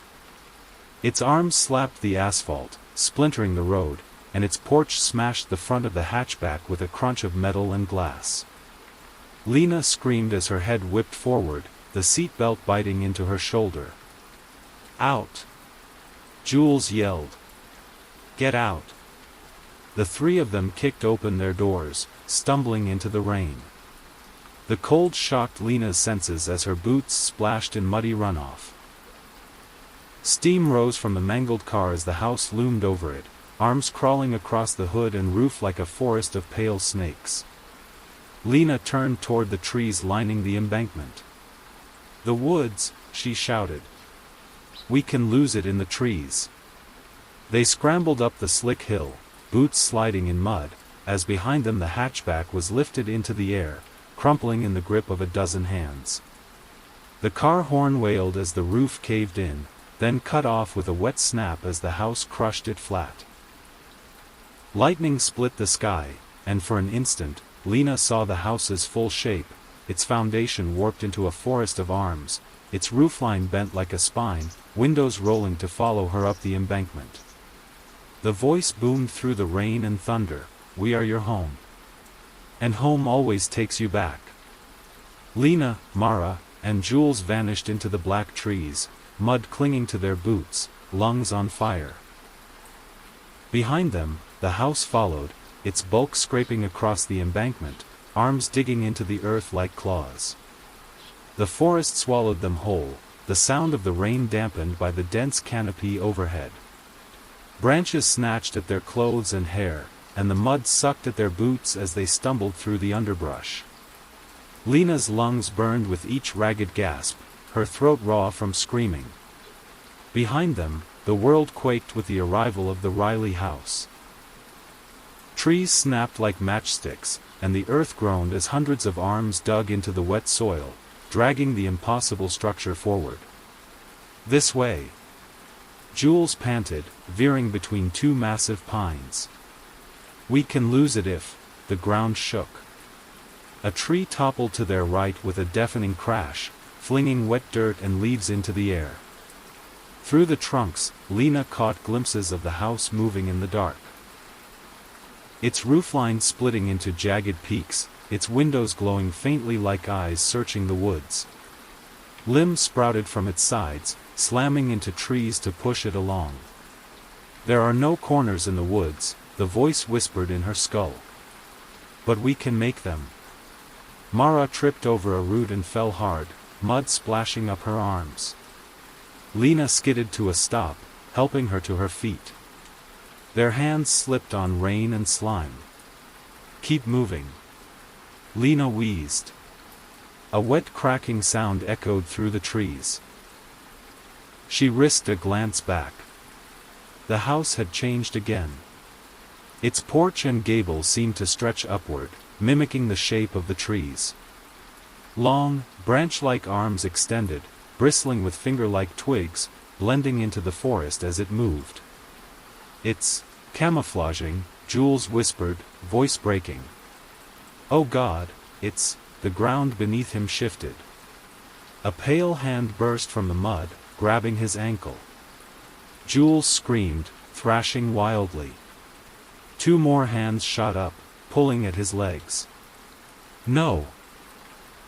Lena threw herself at him, grabbing his jacket and yanking with everything she had.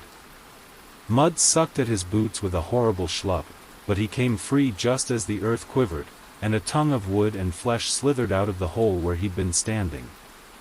The forest filled with whispers, each tree seeming to exhale the same words in unison: corners, corners, corners, run.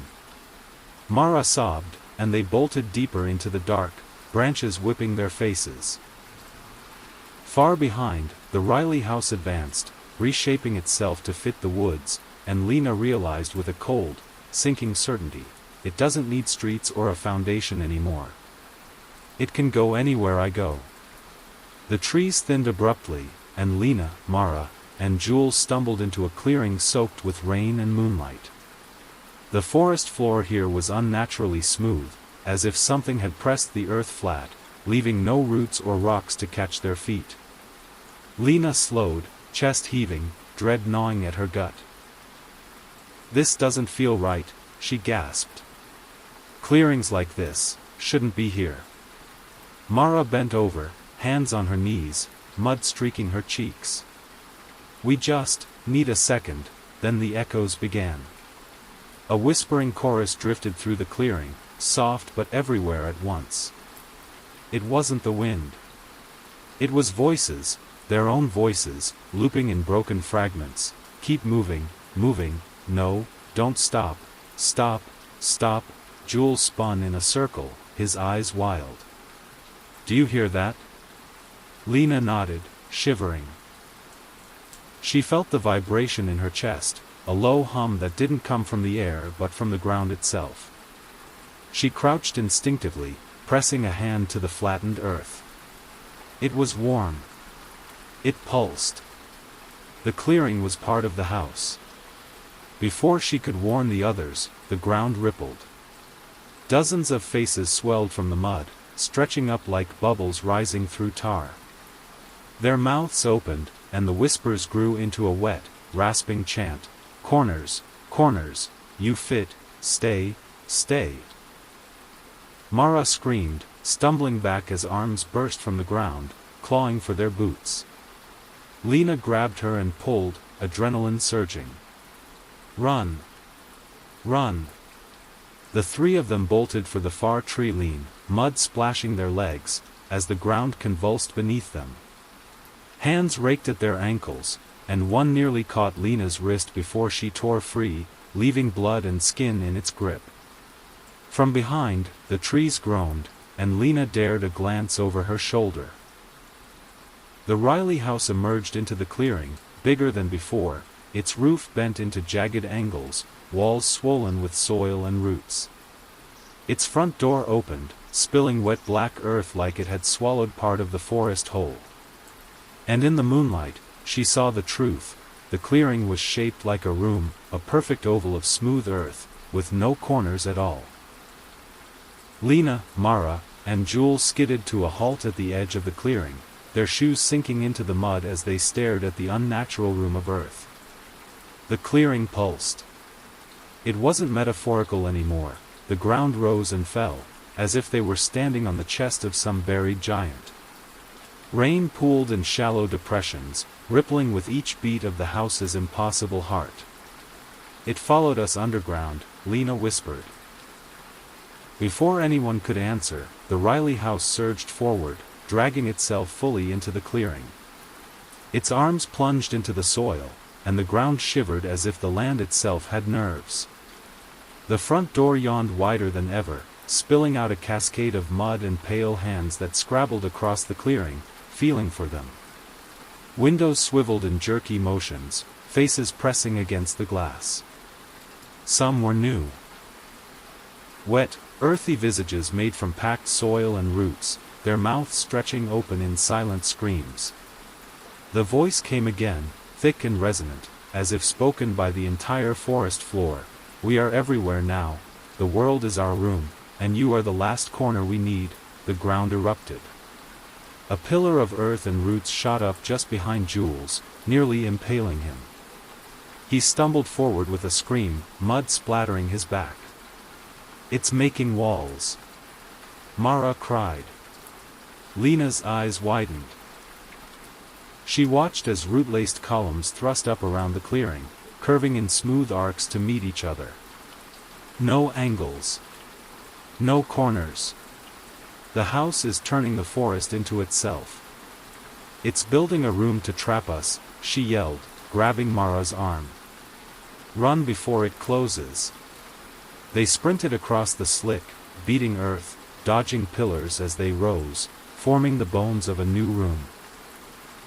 Behind them, the Riley house melded into the clearing, its porch and roof sinking into the soil, its arms stretching longer, merging with the sprouting roots. The sky disappeared above them. Roots and mud wove together overhead, sealing out the moonlight. The forest clearing had become a room, a living chamber of earth, root, and house, pulsing with wet life. And as the last sliver of sky vanished, the whispers became a roar. "Nowhere left to run. We fill all corners." Darkness swallowed the clearing as the last gap in the root-woven ceiling closed, sealing Lena, Mara, and Jules inside. The forest had become a room, and the room was alive. The air grew hot and wet, thick with the smell of soil, rot, and old blood. Mud squished under their boots, pulsing with a faint, steady rhythm. The walls curved seamlessly into the floor and ceiling, no angles, no escape. Lena froze, her chest heaving, as whispers crawled out of the walls. "No corners, only us, only home." "Only you." Jules backed into a wall, his hands searching for support, and sank in up to his wrists. Get me out," he shrieked, thrashing.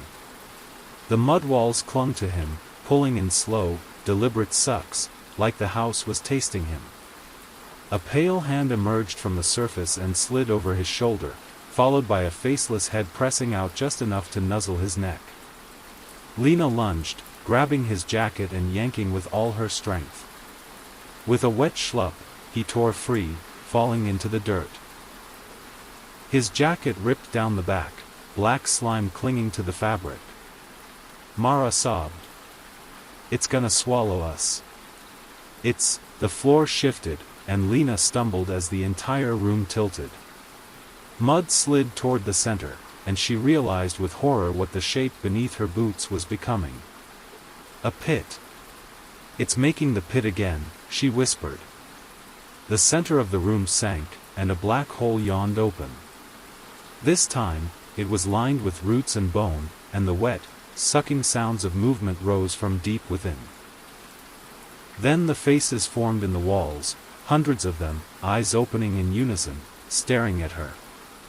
Some she recognized, people she'd seen in the house's photos, in the mirrors. Some were hers, all grinning. Fall, fall, fall, they chanted, the whisper now a song of inevitability. Hands erupted from the floor, clawing at their legs, and the walls convulsed, throwing clumps of mud and bone toward the pit. We can't stay here, Lena shouted, pulling Mara and Jules toward the only faint hope. A thin seam of moonlight above where the roots hadn't fully closed.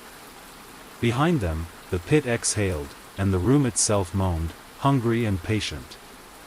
Lena's boots slipped in the wet earth as she clawed toward the thin seam of moonlight above. Her fingernails dug into the roots woven into the walls, tearing her skin, but she didn't care. Anything was better than the pit. Up, she screamed to Mara and Jules. Climb now. The room pulsed, and a low groan rolled through the walls like distant thunder. Hands burst from the floor around them, grabbing at ankles and calves. One caught Jules's leg, jerking him backward toward the oozing pit. No! He kicked wildly, his boot catching a face that had pressed out of the floor. It split with a wet pop, releasing a gush of black water that hissed against the mud. Mara scrambled up the wall behind Lena, sobbing. It's moving! It's moving! The roots squirmed under Lena's hands, some wrapping around her wrists, trying to hold her. She tore herself free, leaving bloody smears on the pale wood veins running through the wall. Behind them, the pit roared, a sound like wind and water swirling in a throat. A tongue of mud and root lashed upward, wrapping around Jules's ankle. He screamed, his fingers clawing for purchase in the slick wall. Help me! Help me! Lena swung around, adrenaline blinding her to the pain, and grabbed his hands. Mara slid down, gripping his jacket. Together, they yanked with everything they had. The root tongue snapped, flinging clumps of mud across the room. Jules scrambled upward, chest heaving, face streaked with black slime and rainwater. The moonlight widened slightly as Lena pulled herself up the last few feet, forcing her shoulders through the gap. Roots scratched and clawed at her jacket, as if begging her to stay. She kicked and tore free, rolling onto the wet forest floor above. Cold night air hit her lungs like a shock. Mara and Jules tumbled after, gasping and crying. Below, the earth room shuddered, and the moonlit seam began to close, roots knitting themselves together. Lena staggered to her feet, gripping a broken branch as a weapon, and stared down into the vanishing gap.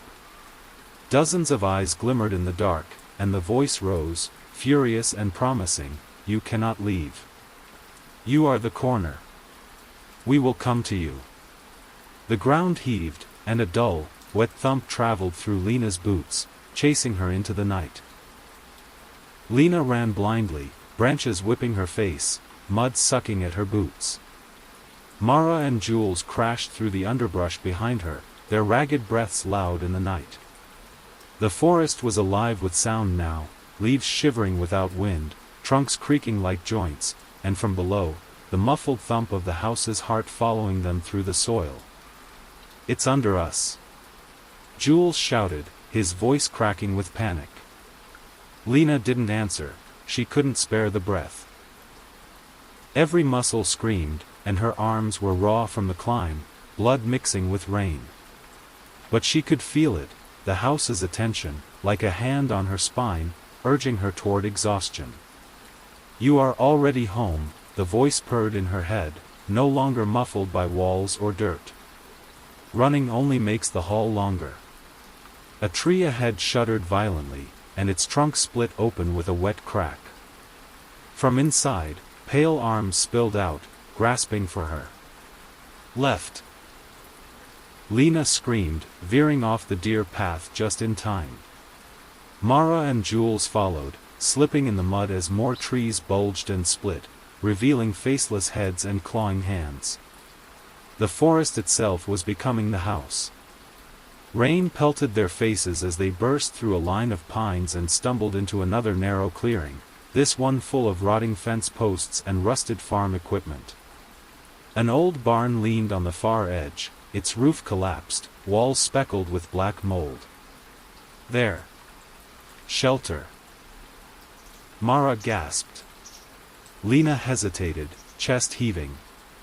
Every instinct screamed that stepping into another building was suicide. But the ground behind them bulged, and the trees groaned, and she knew they had no choice. They ran for the barn, boots splashing through puddles.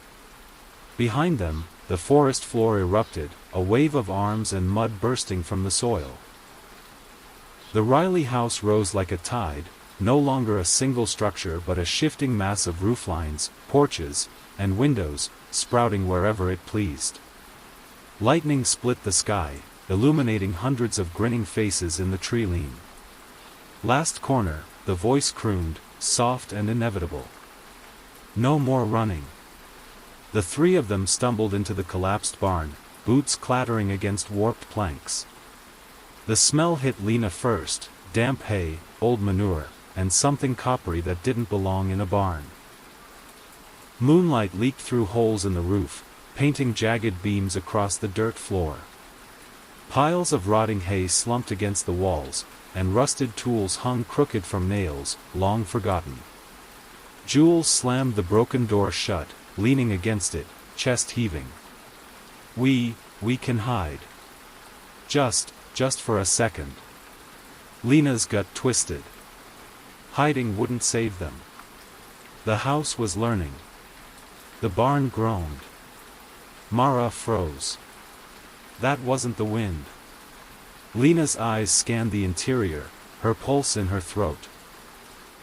The rotting hay in the far corner shifted, a subtle ripple like something breathing underneath. Back, she hissed, grabbing Mara's sleeve. The floor buckled. With a wet, splintering crack, a hand erupted from the earth, followed by another, then 10 more, all pale and dripping with mud. They gripped the support beams, pulling something upward. The dirt floor split open, and the barn became part of the house. The far wall curved, bending the straight planks into a smooth, unnatural arc. The roof groaned as the beams twisted, and Lena felt the old wood pulse beneath her boots. Even here, we make home, the voice whispered, soft and pleased. The hay pile exploded, showering the room with black dirt and slime as a faceless figure crawled free, followed by 2 more. Their limbs bent wrong, and their slit mouths hissed as they scuttled across the floor. Jules screamed and swung a rusted pitchfork, the tine skewering one through the chest. It let out a wet sigh, and black sludge poured from the wound, but it kept crawling, hands scraping toward his legs. Out the back. Lena shouted, spotting a gap in the wall where the boards had rotted away. They scrambled for it, slipping on mud and hay as more hands burst from the floor, clawing at their boots. The barn tilted slightly, like the ground itself was shifting beneath them.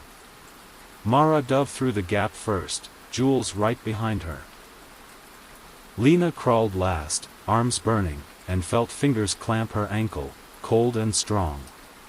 She kicked wildly, boot connecting with wet wood and brittle bone, and tore free just as the barn roof snapped inward, collapsing into the room that was no longer a barn at all.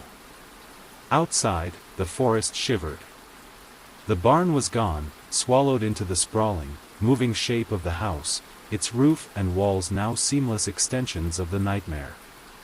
No more shelters. Only rooms. Only us. The 3 of them burst from the tree-line and stumbled into a wide, open field, slick with rain and gleaming silver under the moon. The sudden emptiness felt like a relief for a heartbeat, no trees to split open, no hidden pits to swallow them. Just grass and sky. But the relief died fast. We're exposed, Lena gasped, glancing behind her. Her stomach lurched. The Riley house emerged from the forest, and now it was barely a house at all. Its roofline bent and twisted, porches and gables warped into spines and limbs. Hundreds of arms dug into the wet earth, propelling its mass forward. Windows rotated like eyes, locking on to their fleeing figures. It was faster in the open. "Keep running," she screamed, and they sprinted, mud flying from their boots. The ground shook with each lurching movement of the house. Rain-slicked grass slapped their shins, and the whisper in Lena's head grew louder, until it was almost chanting, "You are the last corner. Stop. Stop. Stop." A shadow swept over them, and she dared a glance up. The house had reared higher, its front door gaping toward the sky, and from it poured black water and reaching hands, cascading down like a waterfall of flesh and slime. "It's gonna catch us!" Mara screamed, stumbling. Lena grabbed her arm and yanked her upright. "Don't stop. Not here." The field sloped downward, and in the distance, Lena saw the faint glimmer of lights, a farmhouse or maybe a county road. Her chest tightened with a desperate hope. But the house roared, and the sound was wrong. Not loud in the air, but inside her ribs, rattling her lungs. She felt her heartbeat falter, sinking with the rhythm of the house again. Then the ground bulged ahead, wet earth rising into a smooth hill that hadn't been there seconds ago. Mud split, and hands erupted, clawing toward the night sky. No more running. Fall into the floor. Become the corner. The field itself was betraying them, reshaping under the house's will. Jules tripped, sprawling in the mud, and arms reached from the earth, grabbing his shoulders. He screamed as they dragged him down to the elbows. "Help me!" Lena and Mara skidded to a stop, grabbing at his jacket. The mud rippled, sucking him deeper. Behind them, the house lunged, closing half the distance with a single horrible scrape lurch. The open field had become a room. Rain pounded Lena's shoulders as she and Mara yanked Jules upward, mud sucking at his legs with wet pops. His screams were raw, and every pull seemed to drag them closer to the open maw of the Riley house. The field was changing. The grass flattened in ripples, bending into smooth arcs that flowed into the slopes of new walls. The sky above seemed to lower, or maybe the field's edges were rising, folding into a colossal, cornerless bowl. The house is making another room, Lena realized, terror burning in her chest. Even the open can be inside. Pull! She screamed, planting her boots and yanking on Jules's arms.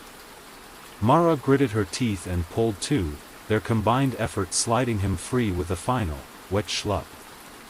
He collapsed onto the slick grass, gasping, his legs streaked with black mud and bruises. The house loomed above them, its roof and porch melting seamlessly into the rising walls of the field. Windows rotated, and Lena saw her own face grinning back at her in half a dozen panes. The voice came from everywhere at once. From the walls of earth, from the house, from inside her head, "You are home. We are your floor, your walls, your sky. There is no leaving." The ground rippled, and new hands burst from the grass, grabbing for ankles and wrists. Lena stomped one instinctively, and it squashed like wet clay, releasing a hiss of black steam. "Run along the wall," she yelled, realizing their only chance was to circle the slope before it fully closed. They scrambled sideways, boots slipping on the rain-slick grass. Behind them, the house's front door yawned wider, and a flood of black water and writhing arms poured out, washing across the field like a living tide. Mara screamed, barely dodging a hand that snapped at her hair like a jaw. The ceiling of the field room began to close, roots and rain twisting together overhead. Through the shrinking gap of sky, moonlight flickered, turning the rain into silver needles. "It's gonna seal us in," Jules cried, voice breaking. Lena's muscles burned, her lungs on fire. Her entire body ached with cuts, bruises, and the house's lingering cold touch. She looked up at the last slice of night sky, and a reckless thought ignited: if it closes, we're dead. I have to make it open, or break it. She gritted her teeth, scanning the wall for anything to use, rock, branch, weapon, as the house's tide of arms and black water closed in. Lena lunged toward the sloping wall of the field room, mud slick beneath her boots. Rain stung her eyes as she clawed for purchase, her fingers digging into wet grass and clumps of soil. The wall curved upward, smooth and unnatural, like the inside of a living bowl. "Climb," she screamed to Mara and Jules, her voice hoarse from hours of fear and running. The house roared behind them, a sound that vibrated in their bones, rattling their teeth. Hands slapped the grass, some pulling themselves forward, others reaching like pale vines. Black water surged from the open door, flooding the field, chilled and stinking of rot. Mara scrambled behind Lena, grabbing fistfuls of grass to pull herself upward. Jules lagged, his legs heavy with mud, slipping and swearing. The voice in Lena's head became a feverish chant, almost singing, "No corners without you. No home without you. You are the last corner," she gritted her teeth. "I am not yours." A hand clamped onto her boot, ice-cold and slick. She kicked wildly, connecting with a crunch, and the grip loosened, leaving black slime across her shoe. Above them, the last gap of moonlight was shrinking as roots and mud arched together, weaving a ceiling of living soil. Rain dripped in threads through the closing seam. "We're not gonna make it," Jules wheezed, sliding back a foot. "Yes, we are," Lena roared. Adrenaline burned through her exhaustion. She grabbed a thick root and hauled herself up, boots slipping but holding. The house lunged below, its distorted bulk rising halfway up the slope, arms anchoring it to the walls as its front door gaped like a predator's jaw. Hands and tongues of mud whipped toward them, splattering the wall around her. She reached the final stretch, the seam of night just above her fingertips. Rain and wind hit her face through the gap, a promise of freedom. "Push me," she yelled. Mara braced and shoved her upward, and Lena jammed her shoulders through the opening, wriggling until the cold air swallowed her head and arms. She hauled herself out, rolling onto the wet grass outside the living trap. "Come on," she cried, reaching back. She and Mara dragged Jules up together, just as the roots sealed shut below them with a wet, final sound, trapping the house and its field room beneath the earth. For a single heartbeat, there was silence but for the rain. Then the ground thumped, a low, patient pulse, and the voice rose through the soil, "We will rise again. Corners always come home." Lena staggered to her feet, trembling, staring into the endless night. Somewhere, deep in the earth, she felt the heartbeat follow her steps. Rain dripped from their hair and clothes as Lena, Mara, and Jules staggered across the open countryside, leaving the sealed field room behind. Their boots squelched in mud, and their breaths came in ragged, shivering bursts. No one spoke at first. Lena's ears still rang with the pulse of the house, a rhythm she felt in her ribs and wrists, even though they were above ground. Every shadow in the hedgerows looked like a hand poised to grab her, every splash of rain on the back of her neck made her flinch. Jules broke the silence first. His voice cracked. It's not dead, is it?" "No," Lena said. The word was bitter and certain. "It's waiting." Mara hugged herself, trembling. "We can't stop. If we stop, it'll find us." They kept moving, trudging through ditches and over wire fences, following the faint orange glow of distant streetlights. Lena's thoughts spiraled with each step. She had seen its face in her own reflection, felt its voice under her skin. Even now, with open sky above her, she wondered if she had ever really left. "Corners, corners, you are the last," the whisper wasn't outside anymore. It was memory. Or maybe infection. They crested a low hill, and the sight broke her chest open with relief. A two-lane county road, and beyond it, a single lit gas station, fluorescent lights humming in the wet night. Jules actually laughed, half crazed. People. Actual people. If we can just get to a phone. Mara's voice shook with hope and disbelief. But Lena froze. Her skin crawled. The gas station looked wrong. Not in any obvious way. Its windows were bright, its pumps gleamed wet in the rain. But the roofline seemed to tilt slightly, and the front door was open just a fraction, like it was breathing. She grabbed Mara's sleeve. Wait. Look at the roof. Mara followed her gaze and went pale.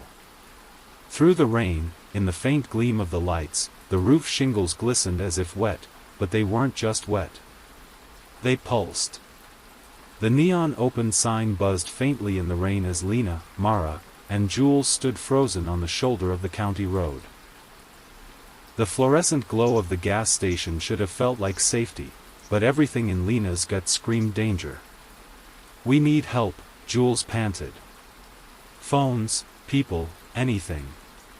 Lena shook her head, rainwater running down her nose. Look closer. The roofline of the station shifted subtly, a slow ripple that had nothing to do with wind.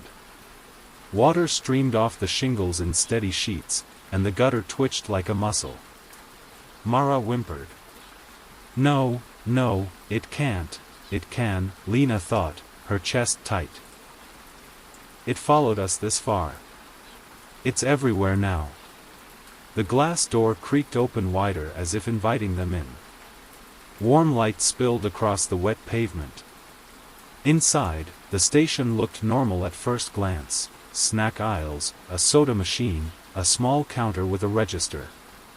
But the floor tiles shone too slick, and the ceiling seemed to curve downward, blending into the walls in a smooth, impossible arc. It's another room, Lena whispered. The station hummed softly, a low vibration that trembled in her legs. And then, from the ceiling speakers, came the faintest voice, home, corner, stay. Jules stumbled backward, nearly falling into the road. Nope. Nope. I'm not going in there. The rain picked up, a hard, cold curtain. Thunder rolled somewhere distant, and with it came a low, wet thump from beneath their feet. It's under the road. Lena's gaze darted to the parking lot, to the gas pumps. One of the rubber hoses twitched, dragging slightly across the wet concrete like a snake. Mara grabbed Lena's wrist, trembling. If we can't go there, where do we go? Lena didn't answer. Because the fields, the woods, the barn, the house itself, all of it felt like part of the same body now. And in her bones, she knew the truth, there might not be any outside left. Behind them, the road cracked with a sound like a gunshot. A pale hand burst through the asphalt, reaching for Lena's ankle. The pale hand clawed at Lena's ankle, cold and slick even through her soaked jeans. She kicked instinctively, boot connecting with the fingers. They snapped like brittle twigs, but the hand didn't let go. Move! Mara screamed, yanking Lena backward as cracks spiderwebbed across the road. Black water bubbled up through the splits, hissing as it spread, and a chorus of whispers rose from below the pavement. Corner, corner, come home. Jules staggered back toward the ditch, eyes wide. It's under the whole road, the asphalt erupted. A cluster of arms burst through, grabbing blindly, followed by a twisting length of roof and siding, slick with mud and rain. Street signs bent as the shape rose higher, resolving into a warped piece of the Riley house, as if it had grown up through the road like a tree. The gas station lights flickered. From the open door, the voice rolled out, louder than ever, speaking through the building and the road and the rain itself. There is no leaving. We are already everywhere you step. You carry us. Lena's chest clenched. Carry us. She could feel it, in the ache of her limbs, the residual pulse under her skin, the way her heartbeat never quite felt like her own anymore. "It's inside us," she whispered, trembling. Mara shook her head violently. "No, no, I just want to go home." The road pitched upward, knocking them off their feet. Jules slid into the ditch with a splash, cursing and flailing. The asphalt rippled like muscle, and the gas station groaned, its walls bending inward as if taking a deep breath.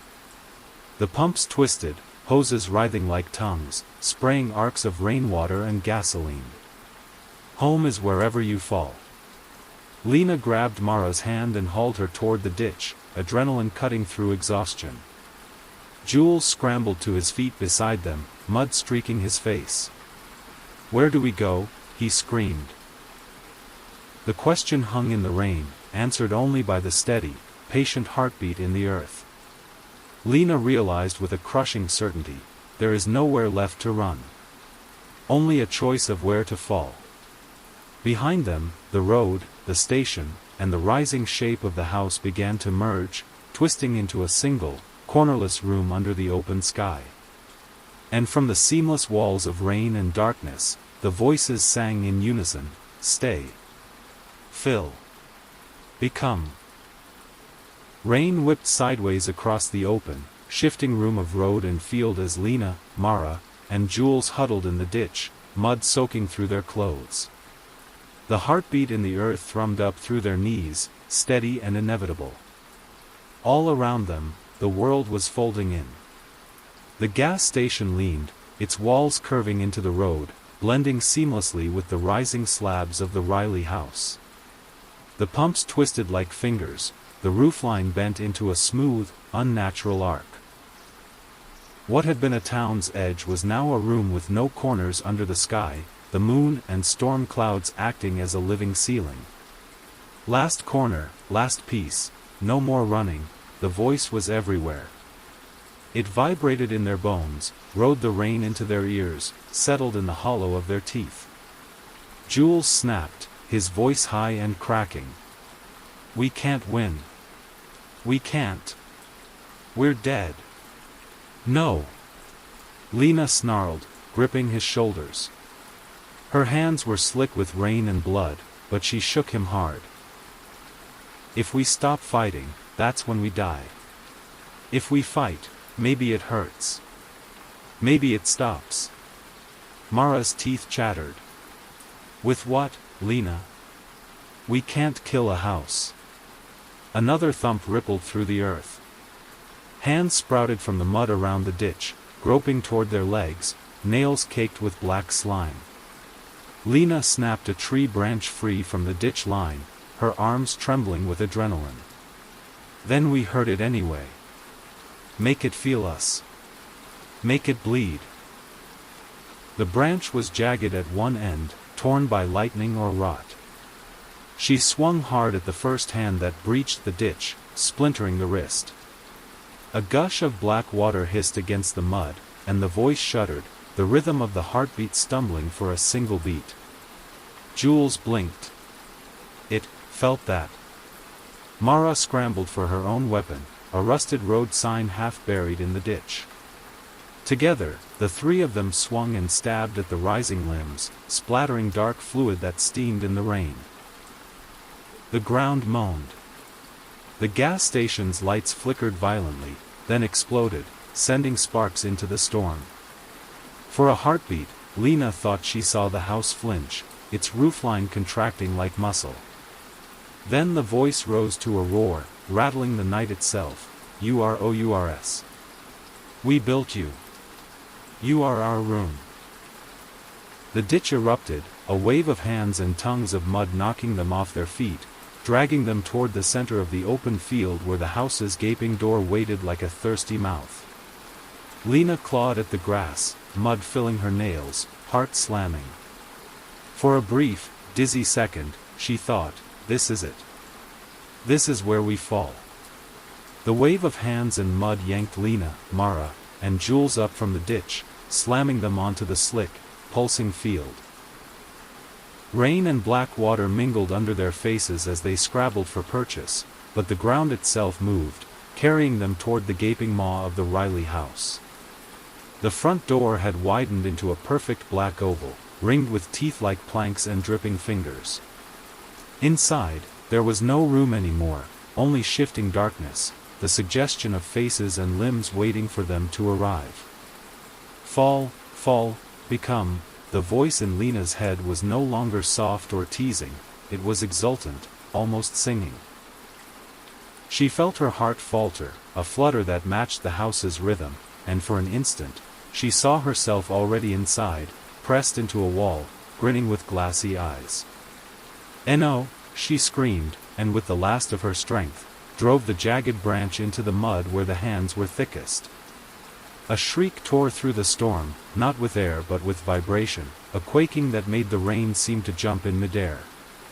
The hands convulsed, their grip loosening for a second. "Run!" she roared, shoving Mara toward the edge of the field. Jules stumbled after them, boots slipping, as the ground surged like a wave under their feet. Mud geysers erupted around them, hands and faces spitting black water. They ran with everything they had left, lungs searing, muscles screaming. The voice howled behind them, the wordless roar of hundreds of throats and creaking timber. "Corner, come home, corner, come home." The field's edge broke under their feet, giving way to gravel and rain-slick asphalt. They tumbled onto the real road, coughing and gasping. Behind them, the living room of mud and house heaved one last time, then collapsed inward, like a lung exhaling. The Riley house sank, taking the gas station and the field room with it, leaving only a swamp of black mud and shattered roots. For the first time in hours, there was only the storm.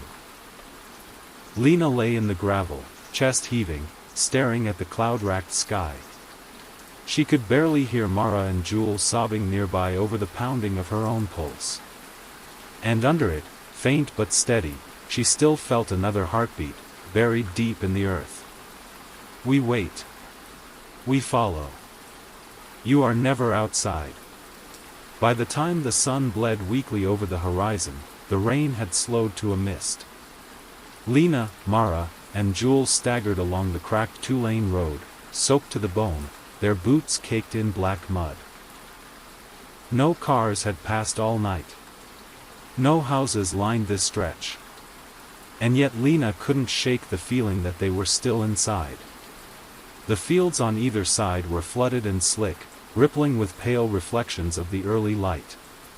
Every fence post and tree trunk seemed to lean inward, curving slightly, as if to complete the room the house had started.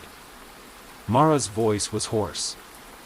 We have to find someone. Please, a person, a car, a cop, anything." Jules just nodded numbly. He hadn't said much since the last collapse, and his eyes had a glassy, distant look.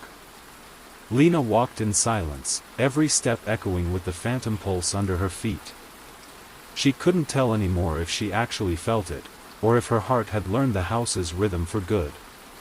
"You never leave," the memory whispered, curling like smoke through her skull. "You are a wall we carry. A corner we keep."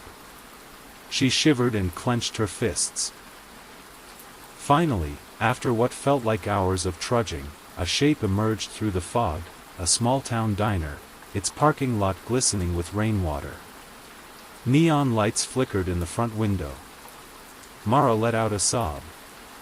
"Oh my God. Real people." They limped across the lot, Lena's stomach twisting with cautious hope. The bell above the door jingled as she pushed it open, and the smell of coffee and bacon hit her like a miracle. Inside, a waitress froze mid-step, eyes widening. "Holy, what happened to you kids?" Lena opened her mouth to answer, and stopped. The diner's walls were perfectly smooth, painted a pale beige. The corners were all rounded, the ceiling arched seamlessly into the walls. And from the speaker over the counter, beneath the oldies music, a faint pulse kept time with her heart. The warmth of the diner should have felt safe, but Lena's skin crawled. The waitress's words reached her through a dull, underwater haze. "Sit down. Do you need me to call someone?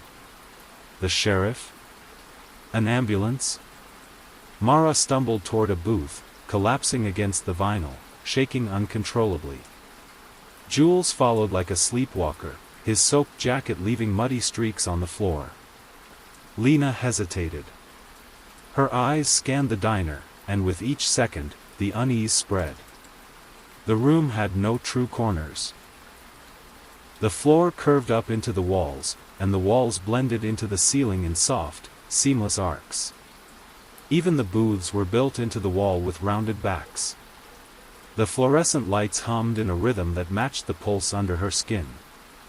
Thumb, thumb, thumb. She turned to the waitress, who was still hovering with wide, worried eyes.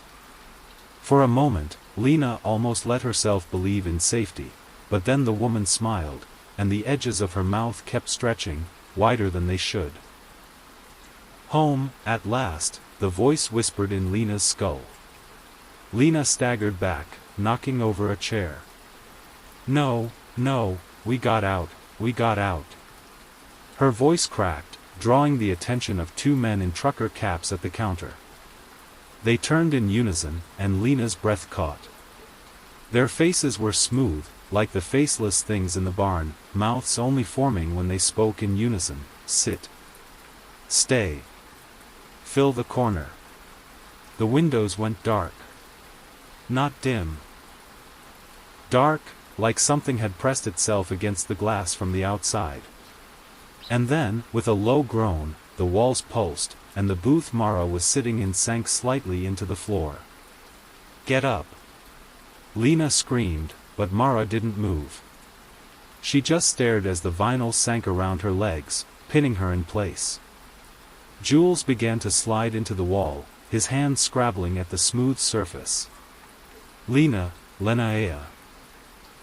The waitress's mouth split fully, stretching ear to ear, and the truckers' heads tilted in unnatural synchrony. "You never left. We were only walking you to the last room." The diner shook, and Lena fell to her knees, hands over her ears. But the voice was inside now, deep and permanent. "We have all your corners. We are your home. You are ours." Her last sight was the floor curving upward, mud and black water bubbling through the tile, and hands rising to greet her. The end.